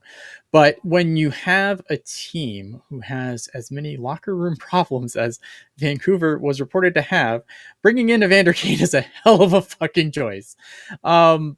It's going to be interesting to see. I don't think very much of the Vancouver Canucks. I think they probably finish about the same place in the division. I don't think they're a playoff team. Now, Thatcher Demko could come in and steal everything and make it okay, but that's if Thatcher Demko can stay healthy, which I think is a significant concern at this point. I don't think very much of the Vancouver Canucks. I think they need Elias Pettersson to return to being what they think he is instead of what he's been over the last little bit. I mean, oh man, I have no idea. Like, I don't think they're good. Like, does anyone in the chat think they're good? Because I don't think the Vancouver Canucks are good. My audio's cutting in and out. No, don't say that. I don't know. It shouldn't be. My mic's fine. Yeah, I don't know, man. Like, what do you guys think? I don't think anything of the Vancouver Canucks. I think they're just mushy middle bad. So I don't know. Yeah, and like Ricky's saying here, Lekramaki won't make up for losing Miller, and I agree. Like, I like some of the players obviously that Vancouver has, and obviously, you know, the Quinn Hughes question obviously is going to dog them all year because everyone's just basically moving him to everyone's like basically decided that Quinn Hughes is going to screw over his brother and go over to New Jersey and be the guy there. And so, yeah, and Ryan saying Pettersson is reportedly adding muscle and strength the offseason. I hope so, man, because like, look at, if Elias Pettersson can't be Elias Pettersson, this team is in a world of trouble, like an absolute world of trouble. Well, and who was the big piece they jettisoned that was kind of having issues with Pedersen last JT year? Miller. Yeah. So I don't know. Did they really add much in the way of talent? And we all know that Evander Kane can. Well, that's what I said when we were gone. I'm like, if for a room that reportedly had a ton of locker room issues, bringing Evander Kane in is a hell of a choice. That's a choice. All right. Oh man, I don't know, man. I don't know. I think they're going to be the same team they were this year. I think that they're fifth in the Pacific. I don't think they sniff the playoffs. I think the Ducks are going to be a better team. All right. Well, to me, it's, again, too good to be bad, too bad to be good. Yeah, and that's it, right? Like they're in that awful mushy middle. Yeah, it's like you wish you were the Sharks. Moving like, we have hope. Moving over to the Calgary Flames. The Calgary Flames were 41, 27, and 14 for 96 points. They had a negative 13 goal differential. They were fourth in the Pacific, ninth in the West, and 15th overall in the league. Goals for, they were 29th. Goals against, they were 15th. Their power play percentage was 19th. Their penalty kill percentage was 25th. And their save percentage was 9th. Their athletic ranking is 25. Coming in is Ivan Prosetsov and Nick Cicek of noted Sharks legend, Barracuda fame. Going out the door is Anthony Mantha and Dan Vladar. So I guess Devin Cooley is going to be their backup this year. Interesting. Again, I have these guys. I'm trying to think. Like, I feel like Vancouver has more talent. Does Calgary have more talent than Anaheim? I don't know. I might have to redo my rankings. Jesus Christ, San Jose going to finish like fourth? I might have to rejigger my things. Well, okay, San Jose is sixth, and maybe I have the Flames seventh, the Kraken eighth, and you've talked me into putting the Ducks at like 5. Okay, I could live with that. But yeah, I don't have a lot of hope for the Flames at all. The Flames are another mushy middle team that they just don't seem to have a direction, right? And I think that, but the thing is though, like, so Dustin Wolf obviously had just an awesome breakout year last year, which was awesome to see for him. And if he can continue doing what he's doing, and there's no reason why he couldn't, because he's done this at every level of hockey he's played at. Not bad for a 7th round pick. He could just make them super respectable, maybe not a playoff team, but playoff, like, you know what I mean? But respectable enough that they're not tanking, but they're not good. It seems like every year you're talking like, oh, is this year Nazem Kadri is going to get traded? And is this guy, and they're what's his name? Rasmus Anderson. Like, is he going out the door? Right. Like it just always feels like we're always talking about who's going to get subtracted from this team more than who are they adding.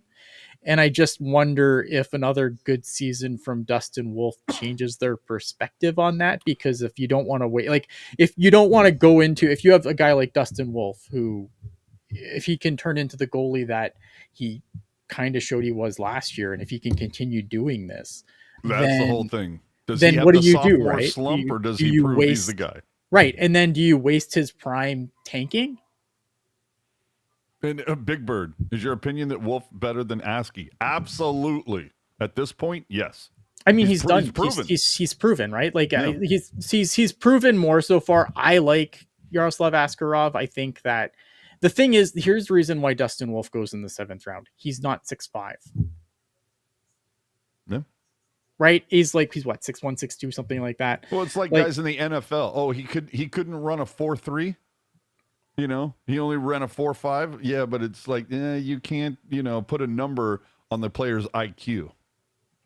Yeah, and Falcon Strikes here, don't sleep on Zane Prek. I think Zane Prek is a guy who, it's going to be interesting, because I think when you're looking at like guys who, for the talking like the Calder Trophy, like I feel like it should be Demidov's to lose, but like a guy like Zane Prek or a guy like Zeev Buium, like I think they're going to be in the mix. It's just harder for the defenseman to have the season to get the consideration for the point output they'd have to get to, compared to what I think a guy like Demidov's going to do this year.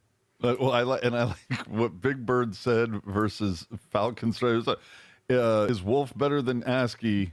And Falcon goes, Wolf is already better than ASCII, which I agree with. Yeah, I just wonder where the ceiling is for but I mean, I think the ceiling for Dustin Wolf's really high too. I think I think ideally these guys are the top of the next generation of NHL goaltending. That's what you want if you're a Sharks fan. That's what you want if you're a Calgary Flames fan, right? Like, you want these guys to be the next era of great NHL goalies, and I think they both have the potential to be that. Again, I think you look at Askarov's preseason; it wasn't good, but it's preseason. I don't think you should panic. I'm not overly concerned. We've seen lots of goalies have shit preseasons, and then the puck drops to real and they're fine, right? Mm-hmm. But yeah, Calgary's a hard one for me to pick because I don't know what they're gonna do. Are they gonna hold all the pieces together because Wolf comes out and has a good season, or do they falter a little bit and start selling off pieces? Because if they do that, they're gonna be dog shit. Mm-hmm. You want to catch that one? Yeah, I got it here. Barthez VMA in the chat, $5 super chat. Thank you, sir. Again, super chats help keep the lights on. All I'm saying for the Sharks preview is the defense is same as last year, and the season motto will be get beaten for Keaton, don't win for Lynn. I mean, hold on, wait, whoa. How do you Barthez? I don't understand the whole thing of Sharks preview if the defense is the same as last year. It's not. We've already seen it. The defense is aside from Ferraro, is almost a wholesale overhaul. It is. Yep. It's completely different people. Orlov, Letty, okay, not Ellis, obviously, but four Klingberg. out of the 6 pieces are all different. Mm-hmm. So I would say, to me, it's a complete wholesale. But we'll get to that when we get to. Yeah, we will definitely get to the Sharks. They are coming up. To finish on the Calgary Flames, though, I think they're probably a worse team than Vancouver. Again, mushy middle. I think. Mm-hmm. What did I say? Vancouver would finish 5th. I could see the Flames. I'm really high on the Ducks. I could see the Ducks finishing 4th and challenging for a wild card. But I could also see the Flames there too. So God, I hate ranking this. I don't know. I think Calgary. Wolf is the wild card. Good as Wolf is, I still think they're a worse team, and they will be a worse team when everything's all said and done than Vancouver. Yeah, I think for me, Wolf is the wild card. I just sit there and go, it literally for me, that franchise right now, their success or failure is in net. So if he has a great season, as so will Calgary. If he doesn't, well, good luck. The next team we have to talk about is the Edmonton Oilers, two-time your losers. 2026 Stanley Cup champion. Edmonton No, Oilers. Corey Perry isn't there, so congratulations to the LA Kings, who will be the team that loses to Florida in the Stanley Cup final. The Edmonton Oilers finished last year 48-29-5. They had 101 points. They had a plus 23 goal differential. They were 3rd in the Pacific. They were 6th in the West, and they were 9th overall in the league. And they obviously lost to the Florida Panthers for the 2nd year in a row in the Stanley Cup final. They were 11th for goals for, 14th for goals against. Their power play percentage was 12th. Their penalty kill percentage was 16th, and their save percentage was 16th. The Athletic ranks them as the best team in hockey this year. I think the Athletic is smoking drugs. Coming in is Andrew Mangiapane, Curtis Lazar, Connor Ingram. Going out is Victor Arvidsson, Evander Kane, John Klingberg, Connor Brown, and Corey Perry, the aforementioned Corey Perry.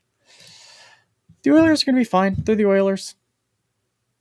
Why do you think the Athletic is smoking crack by putting them 1 overall? I mean, they've gone to the Cup 2 years. Because you're a team that, one, they don't have to win the conference or the division. They know that. You know what I mean? Like, they're not gonna. I don't think they need to go balls to the wall to finish 1st overall.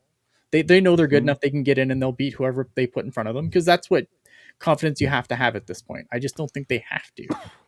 They could. I mean, dude, they got rid of both Kane and Perry. Like, isn't that like a huge Corey upgrade? Perry has lost in the Stanley Cup final for the last 17 years, it feels like now.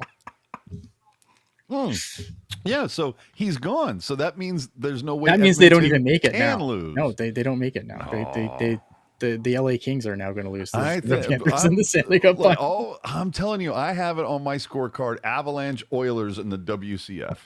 And it could be. Yeah. Oh, for me, I look at these Oilers and I'm going to die on the hill. I will still bring up the thing of Edmonton. You really couldn't top Colorado's offer for Mackenzie Blackwood last December? Because that was the difference, motherfuckers. Cap. Oh, man. Either way, I think Edmonton is going to be the team to beat in the Pacific. I'm going to, Yeah. but I think Vegas could, it could be Edmonton versus Vegas, just back and forth, back and forth. Yeah. They're my number two. Yeah, they're the number two team in the Pacific for me. Whether it's ESPN or TNT, whoever, the NHL at large, when it comes to the West matchups, they need to be pimping the shit out of those 4 or 5 times, however many it is. Oh, no, it's got to be 3 or 4, right? Of Edmonton versus Vegas. They need to be pimping the fuck out of those games. Those are going to be huge. Yeah, and I'm gonna say Falcon Strike here. Like, obviously, there's a lot of names coming out, but they've got guys that are going to come in at reasonable cap hits coming in, and Isaac Howard and Matt Savoy, who are younger players who are they're highly touted for a prospect system of the Edmonton Oilers, who have been in the Stanley Cup for forever, right? Like, not all things are considered equal. Like, there's, obviously the Edmonton Oilers prospect pool isn't anything to write home about, but there has to be still a top tier of it, even if it overall isn't good. But but it's not supposed to be good. This is a team that's been in the Stanley Cup final two years in a row. And I think that their additions, I think, are going to be interesting. Obviously, they're going to have to figure out cap gymnastics. The big story, obviously, is going to be is does Connor McDavid extend? If he does, for how long? But I mean, like, this is still a team that this year is going to have Connor McDavid. It's going to have Leon Draisaitl. Do you embrace chaos? Yeah. So, yeah. Connor McDavid to Calgary confirmed. Oh my god. I still think it gets done. I think if I think he's a lifer. He's an Oilers lifer. I don't know about that, but I do think that if I was Connor McDavid, I signed for whatever Leon signed for, and then we leave together. We NBA this shit. It's LeBron. It's whatever his group of cronies were that just moved from team to team. Like, that's what they should do in hockey. Jordan Pippen. Yeah. Yeah, like you just go and then you just whore yourself out to the highest bidder and just make a new team a champion. That's what I would do. I would just, and then kind of see how it goes. Obviously, questions in goal still. I think Connor Ingram coming in is interesting because I think Connor Ingram is a better goalie than Calvin Pickard. They're not going to replace Stuart Skinner. Like, Stuart Skinner, they'd have, unless they go crazy and they don't have the cap space to go crazy. There's no upgrade on Stuart Skinner. Like, you can say, oh well, I can't believe they're doing it, but what is the alternative? That was the question I asked about my ex and my hated rival. I can't believe they're doing it. Yeah, I'm very high on the Oil. I think, I think it's gonna be back and forth between the Oilers and the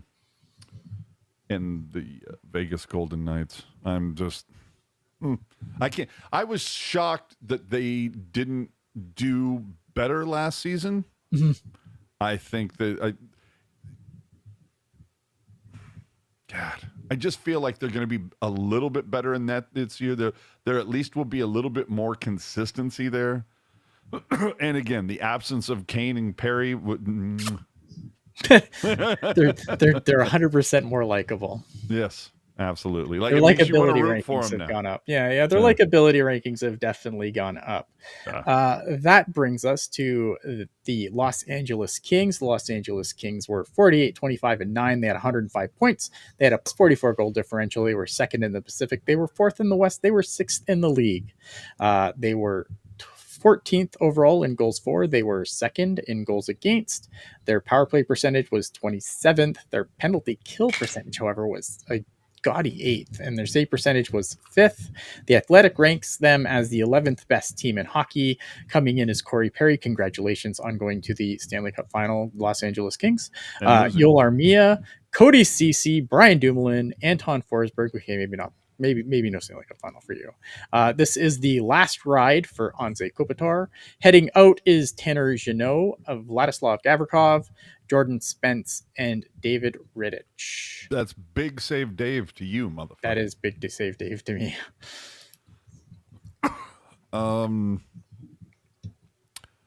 See, I'm up there. You can ask Jerk. Like, I was riding the Kings train for a couple of seasons there, and I jumped off it. So I think if there's a team that's going to precipitously fall off in the Pacific Division, it's the Los Angeles Kings. I don't like that they were like, we don't want to pay Gavrikov, so they let him go, and then they gave that money to Cody Ceci and Brian Dumoulin. Like, what are we doing? Well, not only that, I don't. On one hand, I can appreciate that Kopitar said, if you want to see me, this is your last chance. I can appreciate a little bit of that, but Anze Kopitar is going first ballot Hall of Famer. Like, great season, like great career rather. Like, amazing player. But what that does is it kind of, I feel like it puts a little pressure in the room that whether or not it's just kind of it's going to throw some pressure in the room, like, oh, we got to do it for Kopi, we got to this type of shit, that maybe it puts some false pressure in there, and it kind of makes it that like every fucking game when they go to a different city that they haven't been in already, it's going to be the Kopitar show. Like, we wanted to get our last Andre Fleury. And so I look at that and I go, you know what? It wouldn't surprise me if they go 10, 12, 13 points worse than they did last season. Yeah. I think that's a team that's going to, despite Corey Perry trying to come in and do everything he can to drag you into being a Stanley Cup loser, I don't think we're going to see the Corey Perry magic this year. I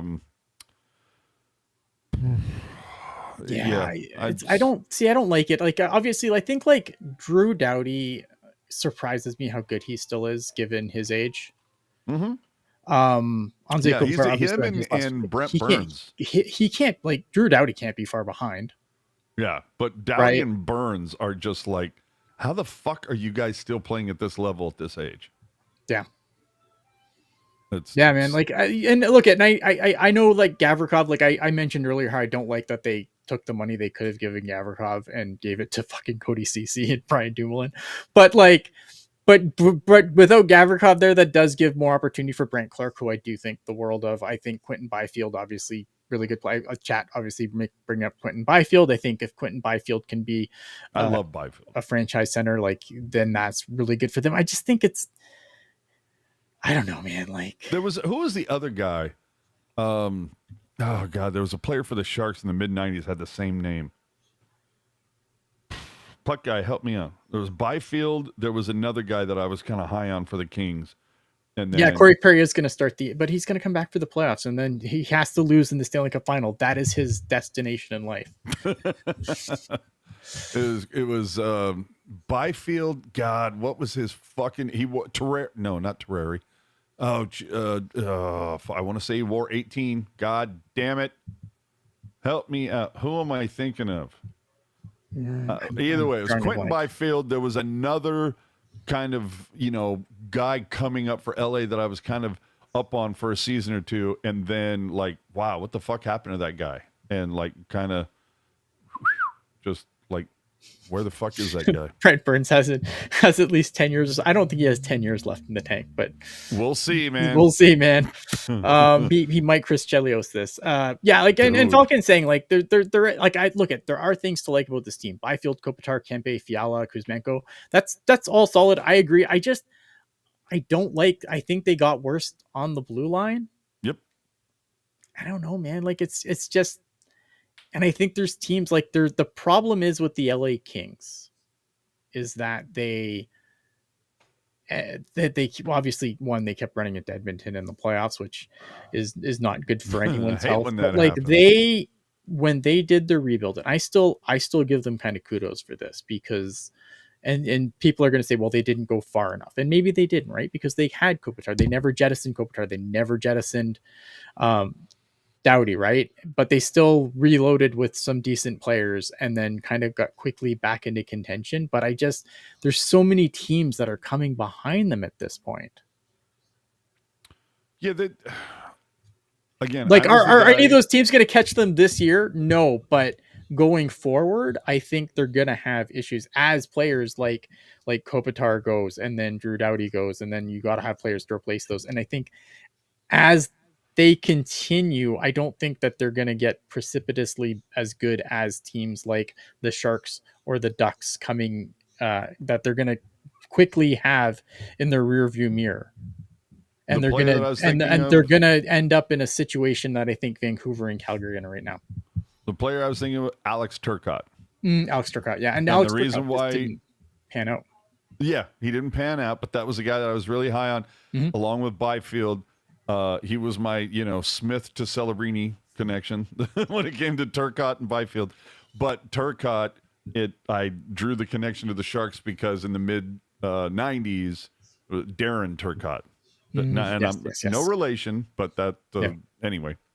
Um, Yeah, I think Sorry. LA is a worse team than last season, and fourth, fifth, sixth in the Pacific remains yeah, to be I think seen. I think they could get in. I think they could be a wild card team. I don't think that they're solid. I don't think that they're going to be the second best team in the Pacific Division this year. No, again, And they're going to end up it's facing Vegas. Edmonton, It's Vegas and or Edmonton.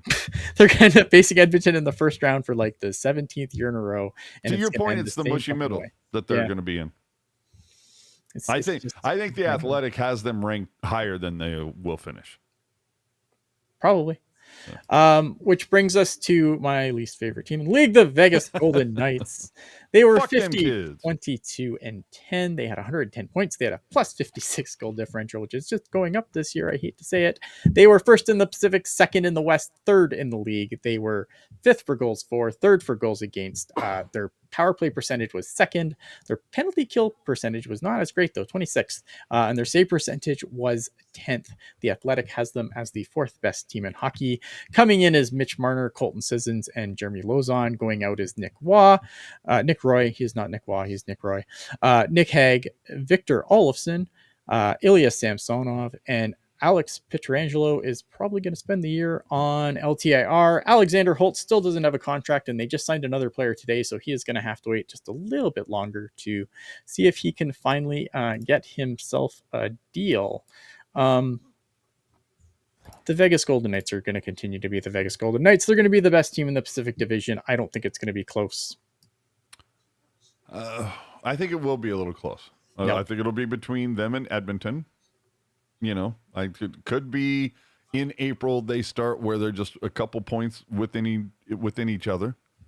Or it could be that Vegas runs away with it. I don't know. Bringing on Snossus, huge. I'm sorry, Sissons. Depends on what jersey you're ordering. Which jersey you're getting? Yep. Yeah. Mitch Marner, I think it depends on his deployment.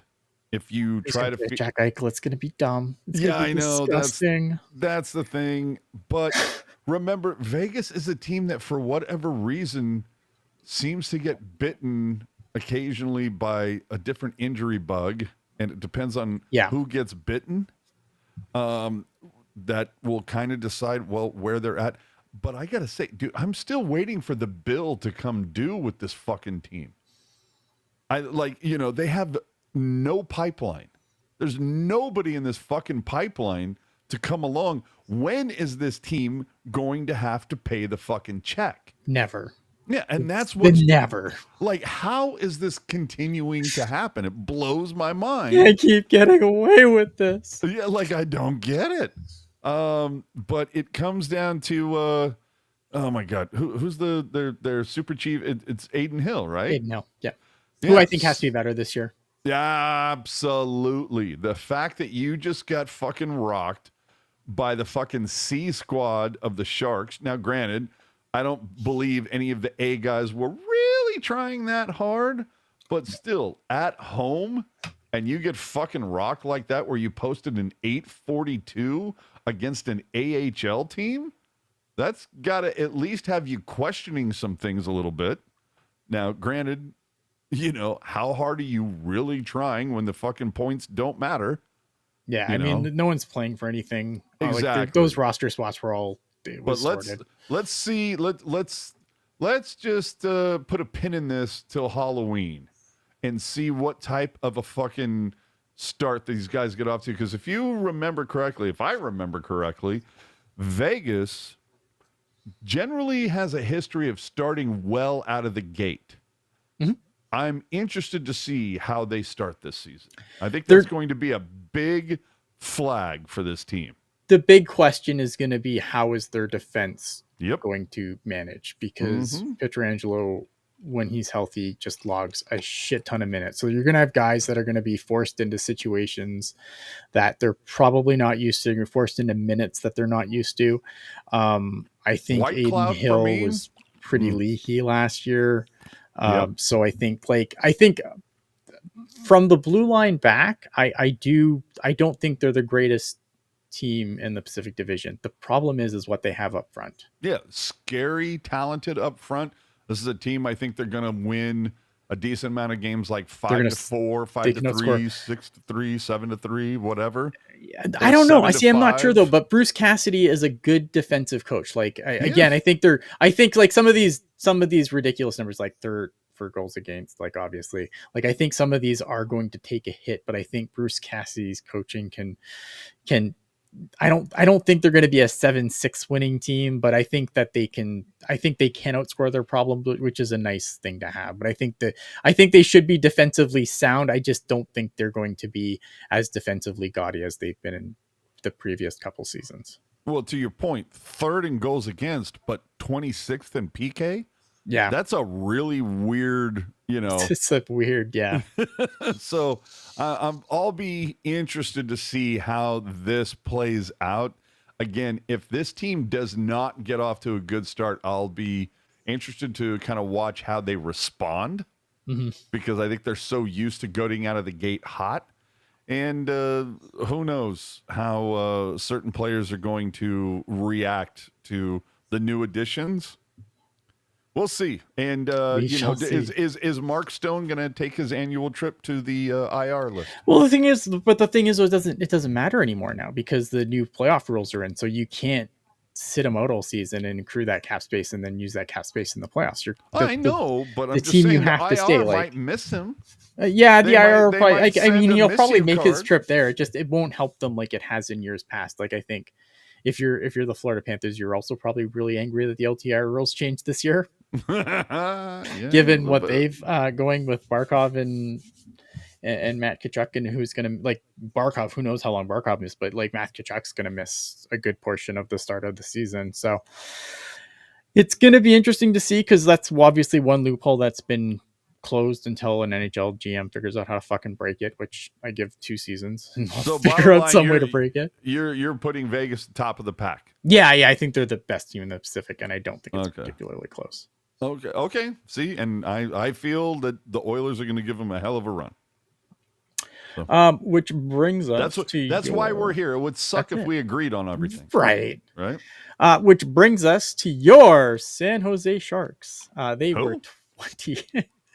They were 20, 50, and 12 last year. Good for 52 points. 105 goals in the hole for goal differential. They were 8th in the Pacific. They were 16th in the West. They were 32nd in the league. For those keeping track at home, that is last in everything. Yeah, I was going to say, when you said good for 52 points, that feels like bad for 52 points. Yeah, for goals for, they were the worst team. For goals against, they were the worst team. Their power play percentage was 26. Their penalty kill percentage was 27th. And their save percentage somehow was 30. I'm going to give that to Mackenzie Blackwood, because it sure as hell wasn't. And those 4 Askarov games. Yes. Coming in, Dmitry Orlov, John Klingberg, Nick Leddy, Adam Gaudette, Jeff Skinner, Philip Kurashev, Alex Nedeljkovic, and Carey Price and Ryan Ellis, who are going to play every game, I promise. Going out, Henry Thrun, Luke Cunnin, Alexander Georgiev, Mark-Edward Vlasic, and obviously today, the addition of Carl Grunstrom and Artem Guriev, and the entire 2020 draft class, because I think, we have to pour salt on that anytime we can.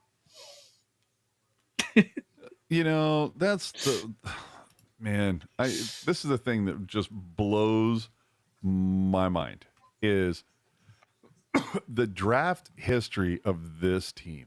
So you're saying that? So who is it that was out for 2020 that was what the guy that was hanging on was what Guriev or some shit? So Weisblit gone, Bordelot gone, Robbins gone, Gushin gone. Is Ko still around? Ko's gone. Nope. Ko's gone. Alex Young gone. Never was, I think. Adam Raska gone. Gone. Linus Oberg never was. All right. Spitzerov never was. All right. So okay, let's holy fuck, dude. If you go from 2010 to 2020, the Sharks have taken 85 people and they still have in Ferraro, you are the last man standing. I mean, some of those guys did go on to play NHL, significant NHL games, and I think that's always. But that's a point they to went make. on to. I mean, dude, hello, fucking team. Well, I just bring that up because that is the point of the draft, is to find NHL players. So even if they don't play here, I don't think they're a bad draft pick just because they went on to play games elsewhere. I'm not saying a bad draft pick, correct, but it's just I get it that you can move pieces early on in draft capital, whether it's. Dude, Charlie Coyle has played 1,000 games. Yeah. But who was he moved for? Was that Brent Burns? Yes. Was Coyle part of the Burns deal? Yes. I believe okay. So that, I take that. You're moving a center for a defensive piece, especially when you have Joe fucking Thornton on your team. Yeah. And Pavelski and Marlowe and Couture in that time. Yeah, I absolutely make that fucking deal. But there are some other pieces where I just sit there and oh my God, the team. You have to look towards the future, but Jesus Christ, dude. You look at this run.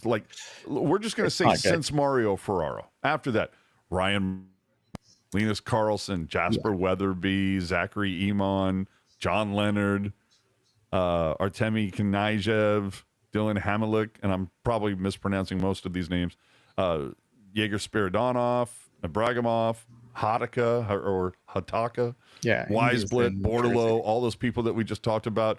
And then you have that run of 1, 2, 3 drafts where not a single player is still with the Sharks, and none of those players are in the NHL. Holy crap. That's an amazing lack of success. Now, and it should and I'm not trying to defend the Sharks drafting prowess. Obviously, I've had my issues with the draft, but I mean, there was a lot of those years too where the Sharks were competitive, so guys were going to get moved to shore up what they thought they needed now. Sure, but you would think just by law of averages, you'd hit on at least one. Correct. Yeah, yes. But they did. They just traded them before they had a chance to be evidently. Good. But 2021, not horrible. I mean, you got Eklund in there. You had Burns to forward this Cardwell season. in there. Asking. Huh? Burns to forward this season. Well, I don't know. Are we the Avalanche? Yeah. But either way, it's been an amazing run when it comes to the draft class. Yeah. Again, like I said earlier, when it comes to the Sharks, I am usually Mr. fucking cynic when it comes to the podcast. I'm usually that's me on Reddit. Apparently, I am the most cynical person on the San Jose Sharks. Oh, well, I guess I'm number 2. All right.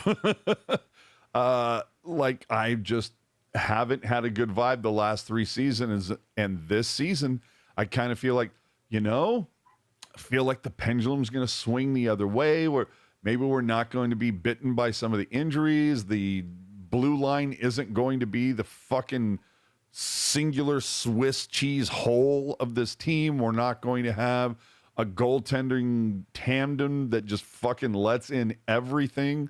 I mean, I what don't did you say? Like know. goals against, worst. Goals Worst. for, worst. Worst. Like it was like save percentage, almost worse.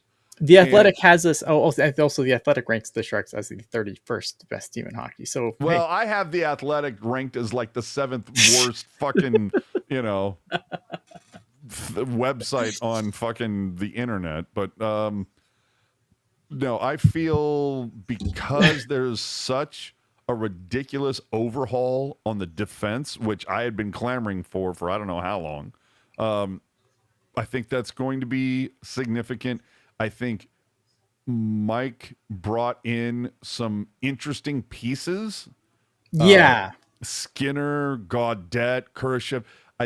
You look at like all the guys that he brought in, it really feels like, and tell me if I'm wrong, but it's kind of like we brought you guys in to kind of have a renaissance. We're giving you a chance to for move sure. on to a fucking better team. Like we're here to rehabilitate you. You're going to help us get some points. You're going to make yourself look good. We're going to improve. You're going to improve. And then if you're lucky, we will move you to the Florida Panthers before the trade deadline so you can win a cup. Yeah, I feel bad for Jeff Skinner. Jeff Skinner, like for the start of the playoffs, like got one game like he was a Make-A-Wish kid. Now he did eventually get into the lineup after again during the playoff run for the Oilers, but I feel so bad that like he's got one playoff run and a good playoff run. I mean, all the way to Stanley Cup final. So that's nothing to sneeze at. That's Yeah, but more he than a can lot of still guys look get. at that fucking Calder trophy on his fucking Right? Yeah, yeah, shelf. yeah. But I do feel bad for Jeff Skinner that he ended up like he had to end up here, where it's like Dude, he had to end up here so that he after could get traded. that Couture is no longer playing. Right? Yeah. You know, and it could have been like, oh, you know, like it would have been really fun because I don't know if you guys paid attention, but anytime Couture, like him not winning the Calder, that fucking ate at Couture. That ate away. Anytime he played the team that Skinner was playing for, Couture is like, oh, bitch, you're going to remember my name. Like, and so the fact that they don't get to play together, because I guarantee you, Couture would have held that chip right there and been like, no, dude, you are never going to have a bigger score sheet than me when we're playing together. That Yeah, just and would have look been at amazing. I think the fascinating thing is like, and really now that Market Vlasic's gone, that era of Sharks Who? is finally over. Yes, yeah, exactly. Like that era of Sharks is finally done and gone. I mean, yes, they're all in the front office now, so there's that. Um, but but that era is officially closed, and I'm kind of happy for that. Like although I'm sure we'll hear about it this year because Well, you know what was so funny is them breaking out the Heritage 2.0 jersey, Mhm. right? Like the jersey that was the last one to feature the original logo and everything like that. Right. The fact that the last person from the Sharks to ever wear the original version of that was Marc-Edouard Vlasic. It's true. Yeah.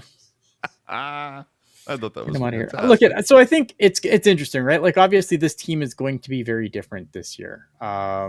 You're obviously hoping for big improvements from Macklin Celebrini to continue. You're looking to avoid sophomore slumps is really what you're looking for this season. Is there Uh, any reason why you think Celebrini won't continue on his pace? no, I think the world of Macklin Celebrini. I think There you go. Do you he think would. that there's any reason why Smith would have a sophomore slump?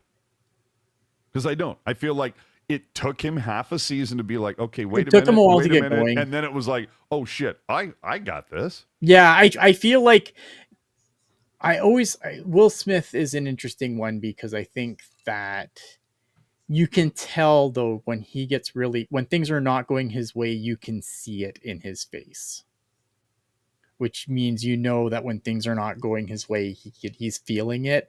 And I do worry about that as a player if things don't go your way for an extended amount of time, if you can get to in your own head. All right. So I think like that's the only thing I would worry about with Smith is just because you can see when things are not going his way. You can see it kind of. But I think, again, like I I think Will Smith was the best shark to finish this season last year, and that includes Macklin Celebrini. And I've said this over and over again, that I think Will Smith was the best shark of the second half of the season. And I'm hoping he continues. William Eklund got paid. I think That's William Eklund's a guy who I want to see another 10, 20 points out of this season.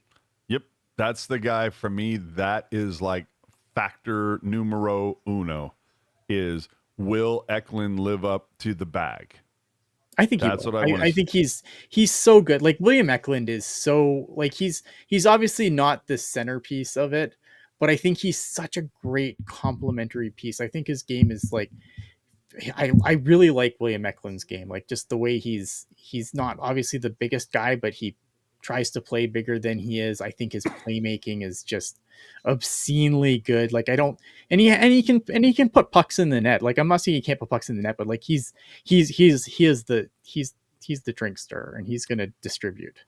Well, I want to see, like, say, let's just say, if your top line is the fucking the sleepover crew. Yeah. If it's Eklund, Smith, or Eklund, excuse me, Celebrini, Smith, and Toffoli. If your next line is Eklund and then who is it? Wenberg driving the bus on the second line. Who's the other guy? Is it Misa over there? Probably. Is it Skinner? Does Skinner work his way up? I mean, there are a lot of interesting pieces that could be played. I'm really hoping that Warsofsky is good at chess and knows how to deploy the right pieces at the right time. But, oh, man, to me, the big thing is Eklund. Where is he going to be situated? Is he going to be put up? I mean, because a line. I think it's him. And I think if you're looking at pairs, like you're probably looking at Wenberg, probably Misa and Eklund. Well, like as a line. I go back to who was it? Was it DeBoer? Who was it?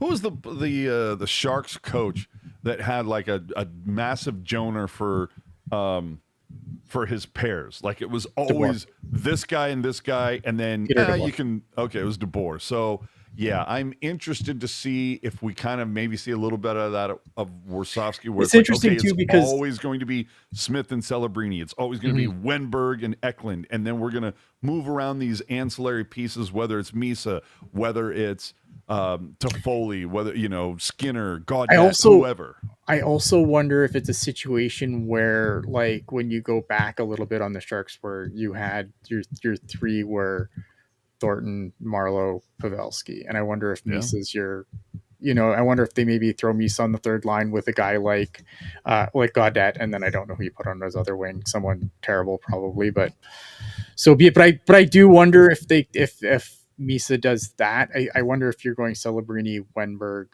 Misa down the middle. Why does it sound like you're like futzing with your mic? I don't know. I probably fidgeting. I'm sorry. Yeah, I want to see how that's going to work out, and I want to see bringing in Ryan Reeves, certainly a choice, but let's see what happens between Reeves, because I'm looking at that and I'm going, God, if that guy plays more than 50 games, all the games. Yeah, and that just blows my mind. But then I sit there and go, why the fuck is Ty Dellandrea still here? Why is Barclay Goodrow still here? I mean, it'll be interesting, right? Because I feel like you have to make a choice between Barclay Goodrow and Ty Dellandrea before final roster comes in. So I'm curious to see. I don't think either of those guys is on waivers, probably, but like one of those guys should be on waivers. Maybe both of them. Probably I both of them. fucking hope so. But again, especially when you look at the amount of names they brought in, I cannot wait to see the list between now and Tuesday. Can't fucking wait. And in promo, I'm sure it will shock me if there is not some sort of Teal Town USA show between now and Tuesday night that kind of goes over all of the waiver wire and Guy and his dogs here with an interesting point too that on the Eklund bridge is that it's a deal that at the end will be tradable if he's not fitting or needs a change because we're stacked on the wing. Like if you have guys like Quentin, that's a great point, or Chernishev. Like not that I think like I know people are gonna be really mad that I would even consider trade Eklund. I don't I love William Eklund. I love William Ecken, but what if at that point, like he's like, Yeah. kind of side eyeing and seeing what else is out there? Well, because And again, like with the cap going up the way it is, like his next deal is going to be bigger. that, and who knows? To your point, you think the Sharks are going to be worse than I do. Let's just say, I think they're going to for the be. giggles. But hold on, I think they're let's going to be just better say points. for I the think they're going to get more giggles, points. for I the just don't giggles, think. Okay, sorry. let's say that they finish like 30th overall or 28th overall. Yeah. But somehow the balls fall. May the odds be ever in your favor. Let's say that the balls fall their way and they end up first overall again, and they get McKenna, and it's like at that point it's an embarrassment of riches, and they decide, you know what, Eklund is a piece we can let go of because now with whether it's Celebrini or Smith or Misa or whatever, they decide that what, we really need to focus on that other piece on the back end, and they decide we have an embarrassment of riches at forward, but Dickinson and Mukamadulin, they're fine, but this other piece is available that we're like, and Eklund can get us there. I can see that. Yeah. I think to me, I think Eklund's ceiling is an 80-point playmaking winger. So let's do Pashelka's questions before we get Sure. out of here. Yeah, What kids, if any, make the team? And obviously, when we say kids, we're talking Dickinson, we're talking Misa. I mean, I think Cardwell has certainly worked his way into the equation. Be in the mix. It's crazy, right? Because I was looking at this team, and this is going to be the fascinating thing, because another guy who we haven't talked about at all, who I think deserves to be on the NHL roster, but could be a victim of the numbers game, is Colin Graff. Oh my God. Yeah. And and that was the funny thing. It's funny you bring that name up, because I remember the game against Vegas a couple nights ago when it was, Vegas is starting their full roster. And then I saw the Sharks players, and Colin Graff was wearing the captaincy for that game. Right. Went, holy shit. Oh yeah, Graff. But isn't Graff waiver exempt? That's what I'm saying again. But exactly that is exactly my point. Is he a guy who is going to be a victim of the numbers game because they can send him down without losing him? Is he the first call up? 100% Colin Graff should be your first call up.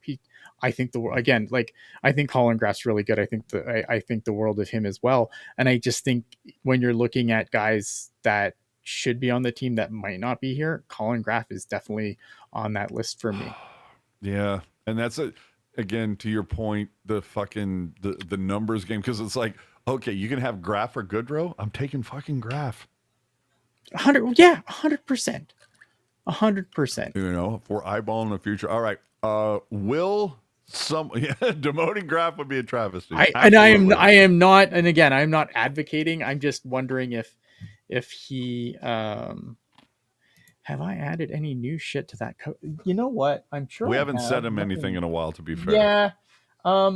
Nothing super fancy, but I'm sure, like, I always add little knickknacks and shit to it, so I'm sure something's been added. Nothing major. I was gonna redo it in the summer and it just never happened.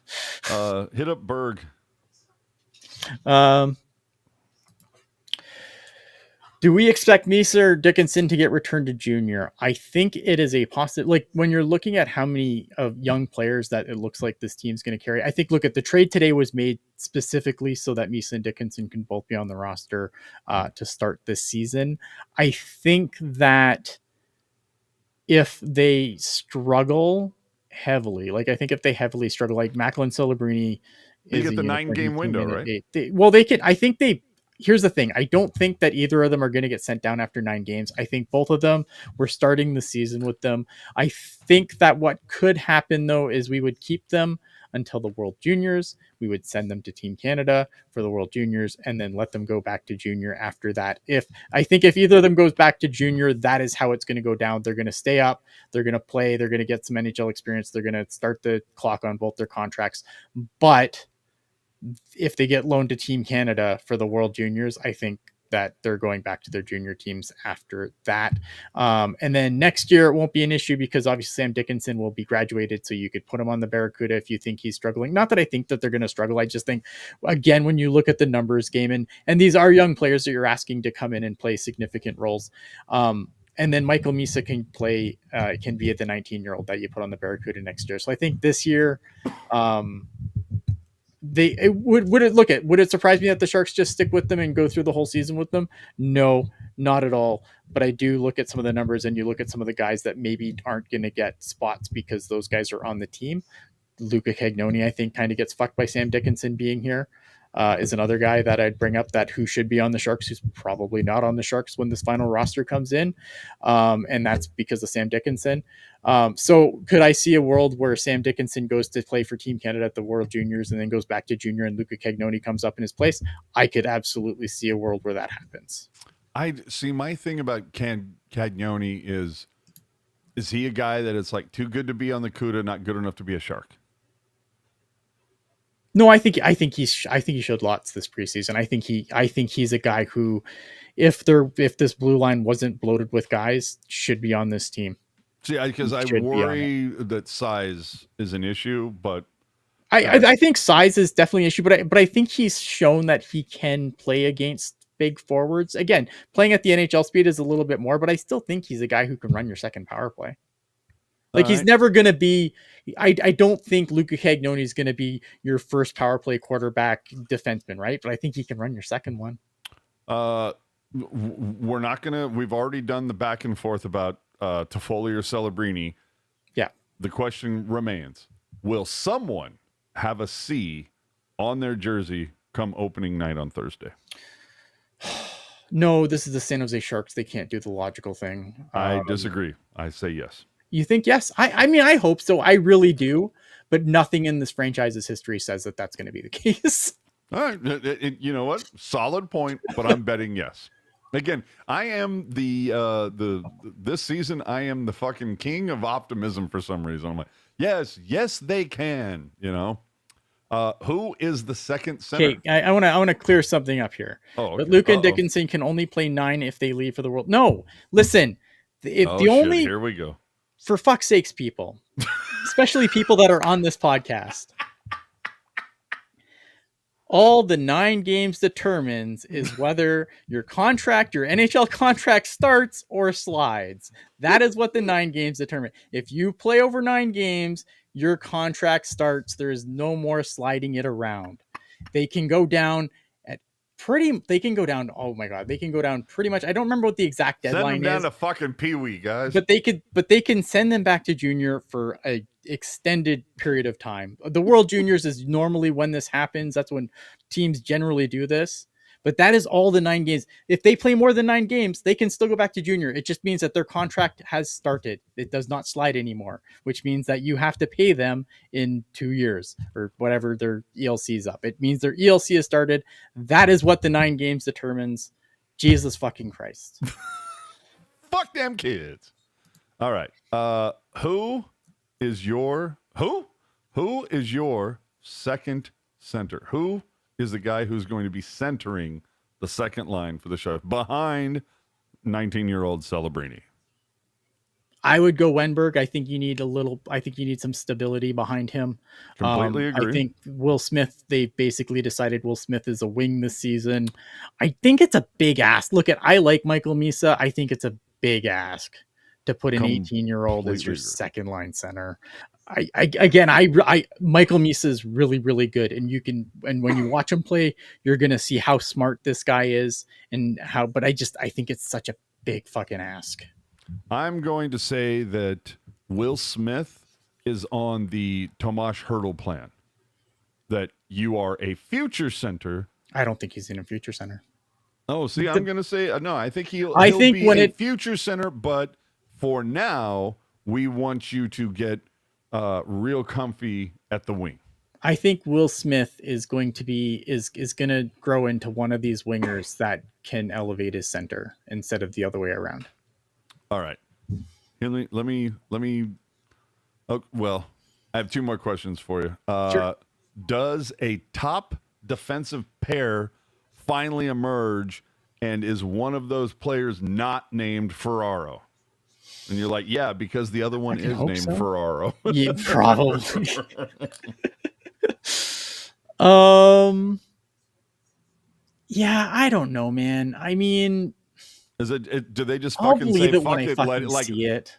they're like Letty and Klingberg go. I'll believe that Mario Ferraro is not going to eat all the minutes when I fucking see it. I think what I do think is I think Muka Madulin is going to get a shot to eat up a lot of minutes. He ate a lot of minutes going into the end of last season before he got hurt, and I think he's going to get an opportunity. Will he be the top pair guy? I don't know, but I think Muka Madulin's is gonna eat a ton of minutes this season. That is my answer to that. It's not a good one. Really? So your bet is like Mook is going to like fucking be I think Muka dark Madulin's going to horse? start. I hope Muka Madulin starts stealing Ferraro's minutes. That's what I'm hoping. Nice. All right. Because I mean, if you sit there and you think about it, like over the last year, it's whether I mean, obviously Desharnais and Liljegren from last season, but then like Letty, Klingberg, Orlov, Jesus. Mm-hmm. You know, well, no. Jesus is not playing on the blue line for the Sharks this year. He is not. Yeah, but that is an amazing amount of people. I'm going to be kind of a little upset if Ferraro is still a 1-2 for the Sharks. I'm going to be upset if Ferraro is still on this team after the trade deadline. Oh no, I'll be very upset about that. But if Ferraro is part of the 1-2 on the blue line come Halloween, mistakes have been made. Yes. So your top six here. Let me just throw this out at you. I think Ricky might have it right. Kling, Mook, Liljegren, Orlov. I don't know where they put Sam Dickinson. Probably subs in on your third pair and subs in and off of it. They'll probably have but that's the whole thing. Ferraro, Liljegren, Klingberg, Letty, Muka Madulin, Orlov. Oh, he says Dickinson and Desharnais. I think Desharnais on the Barracuda. I was going to say, you still have Desharnais and Thompson. And a couple of these guys have to pass waivers. I haven't even said the word Dickinson yet. I know. So there's a lot of moving pieces here. But let's get to the forwards for a second. You talked about Wenberg at center for the second line. Let me just throw this out at you. Celebrini, Toffoli, Smith, Misa, Graf, Eklund. I don't hate it. I just Right? again, I just think that it's a big ask. It's a big ask, but you know what is just like unreal when you consider it is Eklund, Celebrini, Toffoli, Smith, Graf, Misa. So you've already talking. Okay, you had 5 of those 6 players here last season, but then the next 6: Skinner, new; Wenberg, I think from last season; Kurashev, new; Gaudette, new; Reeves, new. Yeah. And and there's another piece. I mean, yeah, okay, you could fucking plug Goodrow in there, I suppose, but I feel like And they why will. not a Stopchuk? Why not Ethan Cardwell? Oh, yeah, Stopchuk's going to the Barracuda.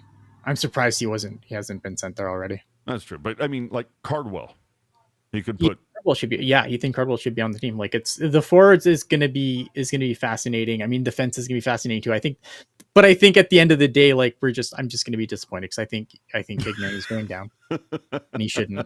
But no matter what, come Thursday, there's going to be one guy who's not on this team where I'm like, God damn it. Yeah, there's going to be a couple of guys where I think I'm going to be, God damn it, why isn't this person? You know what? I'm going to be on Thursday. There's going to be a couple guys. It's not that I'm saying, God damn it, why aren't these guys here? There's going to be 2 players on the team where I'm going, God damn it, why are they still here? Correct. And chances are they're going to be wearing the numbers 23. Yeah. I'll let you work that out. And what's so you think they're gonna go on a big climb? You think they're climbing the ranks? I feel the Sharks are going again. I go back to what I said earlier. Take into account that it's a completely overhauled blue line. Yeah. It's going to be the same goaltending tandem from October through April. So you have some consistency in net. Completely overhauled blue line. A little more talent, I would argue, up front. And again, I go back to the idea of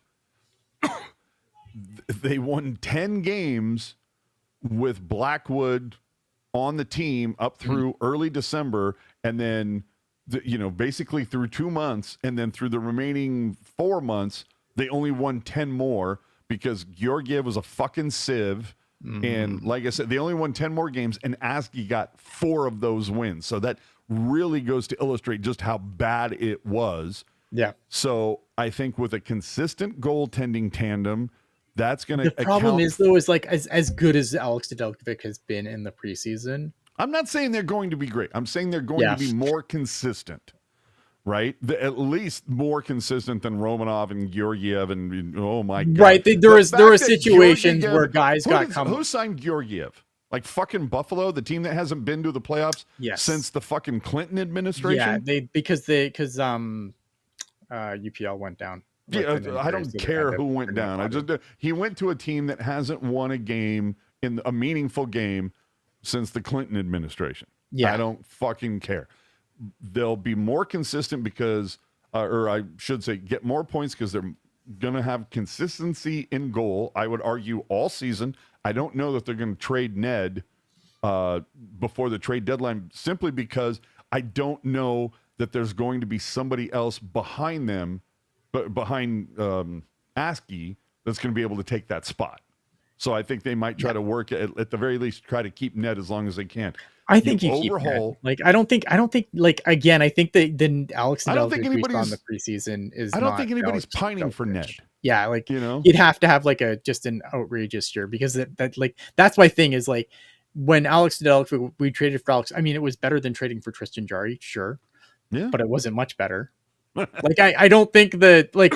Look, he did really good in the preseason. I'm not going to take anything away from him, but I am not super high on Alex Nedeljkovic as a goalie, as an NHL goaltender. Not super high, but you know what? It's not as if he's not planning to play like he wants to get moved at the trade deadline. You know what I mean?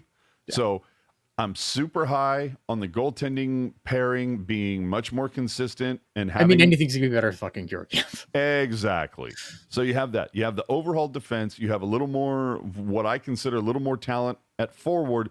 And again, if you can just, again, I think they're good for 10 more wins just based on the fact that they'll have more consistent goaltending. Right there, I think that gives you 10 more wins. Then I would throw on another, I don't know, 5, 6, 7, 8 wins just because of how many fucking times the San Jose Sharks lost games in the third period that they were either tied or had a lead. It was ridiculous how many times that happened. I don't think that happens this season. So that's why it's like, well, they finished with what was it? 52, I want to say. 52 points. 52. I think they had 20 points. I don't know. Yeah, so if you win 10 games, there's another, all of a sudden that's 72. And then I think you add another 3 or 4 or 5. I think, I think they're going to get closer. They're going to be like 78 to 80. I think, and I do agree with you. I think because that's basically what the Anaheim Ducks did last year. And I think if they can do what the Anaheim Ducks did last year, the Anaheim Ducks didn't move up and like threaten for a playoff spot, but they increased their point total by like 20, 30 points. And I think if the Sharks can do that, I think that is a successful season for them at this point. I know a lot of people are down on them and they think they're going to be the worst, and maybe they are. Look at but I don't think like this season, I don't think it's a situation where Mackenzie Blackwood's making too many saves. Get him the fuck out of here. Like, I don't think, I don't put Alex Nedeljkovic on that thing. Now, and obviously, and if Askarov starts stealing them games, well, then that's great because that's what you want because he's the heir apparent. To your point, like he did not look great in the preseason, but you know who didn't look great at the first half of last season was Will Smith. You know who looked great in the second half of last season? Will Smith. Yep. So maybe Askey gets comfortable to the rotation and puff, give. Puff, he gets down the rotation, boom. And he starts fucking, pressing they're the not net like, and at that's the the end thing. of I think fucking every game. This year isn't going to be a season where guys are going to get traded because they are doing too well. Like, I think, look at if the Sharks are just bad and they end up with a high lottery pick again, I'd like, that's great and it'll be fine. But I think I don't think that's the goal, and I don't think they're going to go out of their way to make sure that happens this season. Wouldn't it be Like they really did last weird year. if McKenna purposely had a crappy season just so he could slide down a little bit? So he's like, no, I want to be taken by San Jose. Yeah, I mean, I don't think that's going to happen. I think he's going to be fine. Never in this fucking world is that I going to think happen. that I think he's going to be. I think he's going to be great in Penn State, because I think Penn State's like they're obviously they're going to play like obviously big teams in college hockey, but they play a lot of really bad ones too. Like their strength of schedule is all over the place, and I think that when they're playing like a lot of those C tier schools, I think Kevin McKenna is just going to go off. Either way, But there's other guys I'm too, like jacked. right, like there's Keaton Verhoff, who's going to be up in the conversation for your top picks, and I think that's a right shot. That that's a situation where I think the Sharks would be very happy to land a player like that, given what's in their prospect pool and what they have currently. So I think it's I think they should be better this year. I don't know if they're going to be significantly better. Again, I look at Anaheim, who I thought was significantly better last year, but not in the standings. They weren't threatening a playoff spot. But they were better, and you could look at them and say, yes, this is improvement. And I'm hoping that's the kind of season we have for the San Jose Sharks. Well, last season, or I shouldn't say last season before last, we would come on here and we would talk about it's just like, I hate having to watch this fucking team. They just go out there and it's just such a letdown. Like they're just gonna lose every fucking game, and it's kind of like, what weird, bizarre way are they gonna lose this time? And then last season, they get Celebrini, and then Smith is deployed and everything, and you're kind of like, you know what? I have a little more hope. And sometimes they would surprise you, but even though they would lose, more often than they won. But you know what? At least there was hope last season. It's like, you know what? Fuck me. They lost, like 6-4, but goddamn if that wasn't entertaining. And if they, and I had some hope. And this year, I think with any luck, we're going to see some improvement. And like I said, I've got 25 points better than last season. I think that, they're going to surprise some people. Now, granted, am I betting on Smith having a full season of being, second half last season Smith? Absolutely. I think Celebrini, it's a little nervous that he's coming in only playing one game. But it's not ideal, but he's Macklin Celebrini. And exactly. And it's like, do you care that Celebrini's kicking ass in October or that he's kicking ass from, New Year's on? But then there's to Mike Greer's point. This team right now is filled with earn it, like competition. If you want it, go fucking get it. Yeah. And if you don't want it, get the fuck out of here. Yeah.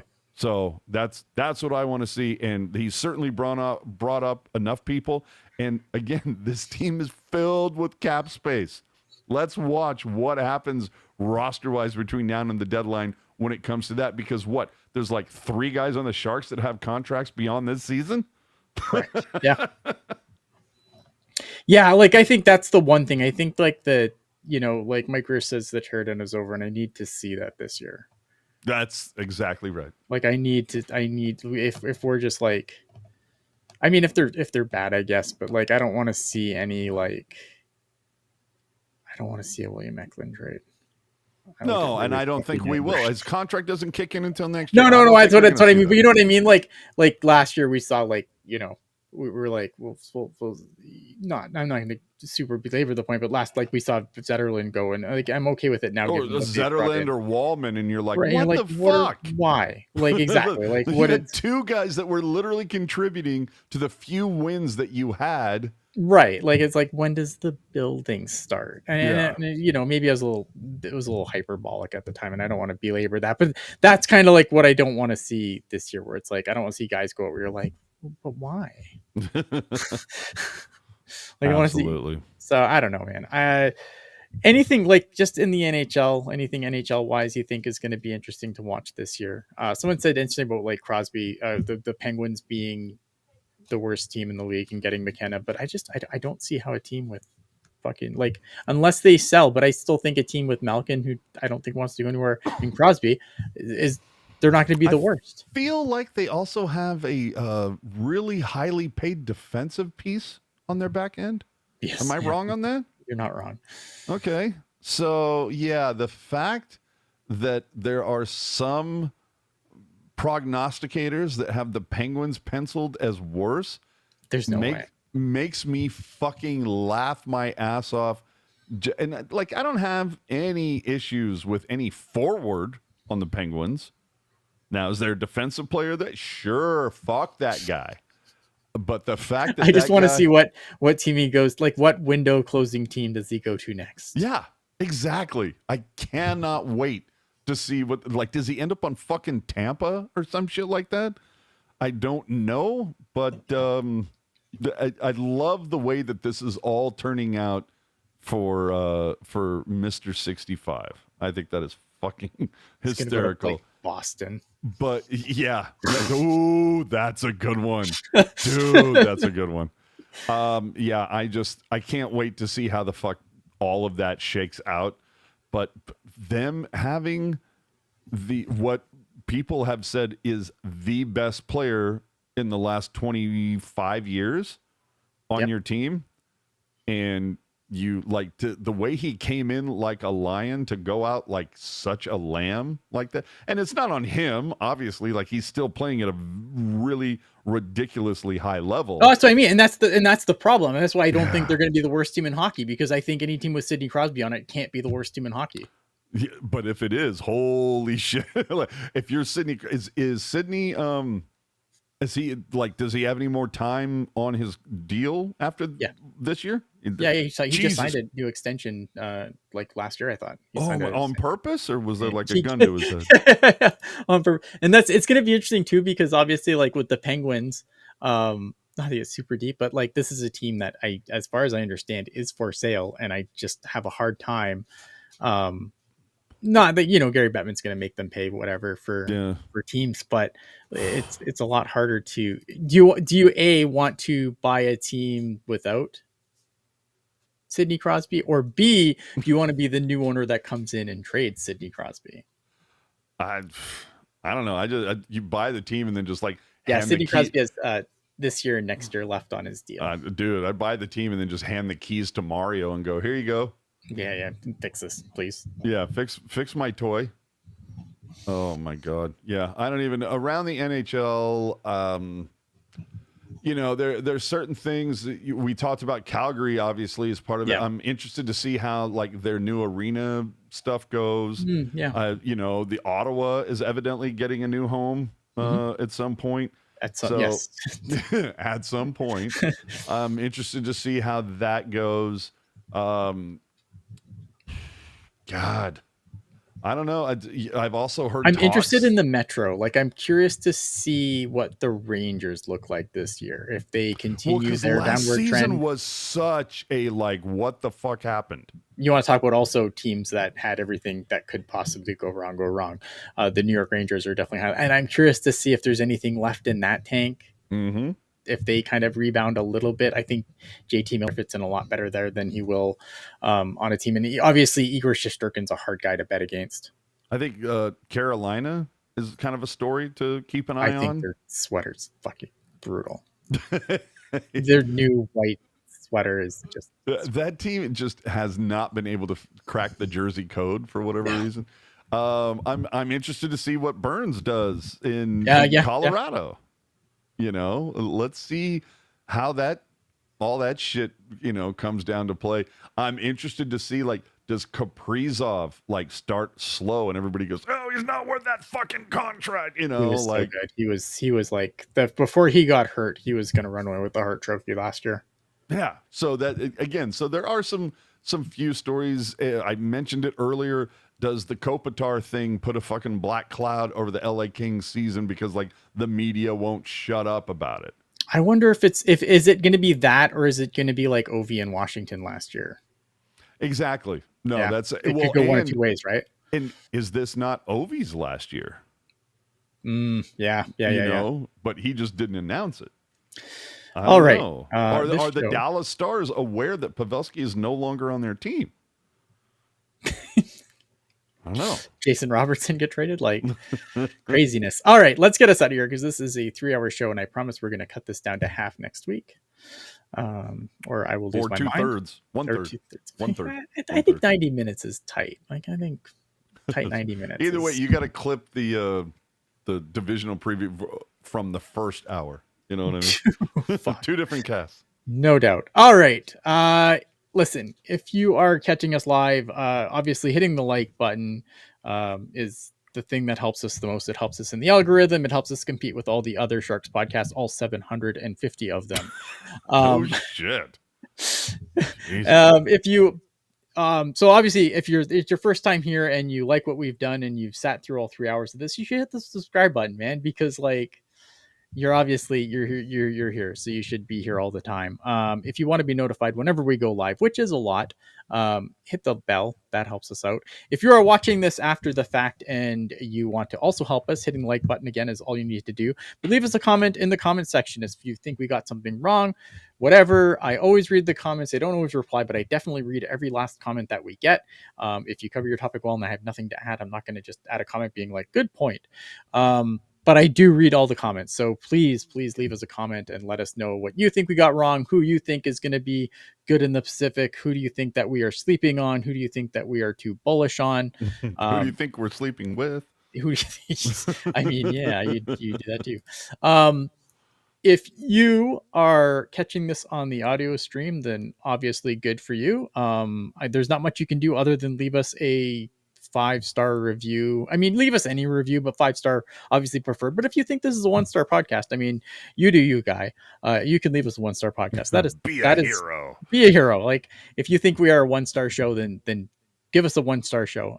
But look at if you could give us a review on your favorite podcatcher, that would be incredibly awesome. And of course, you can find the video, you can find the audio, and everything else we do on tealtownusa.com.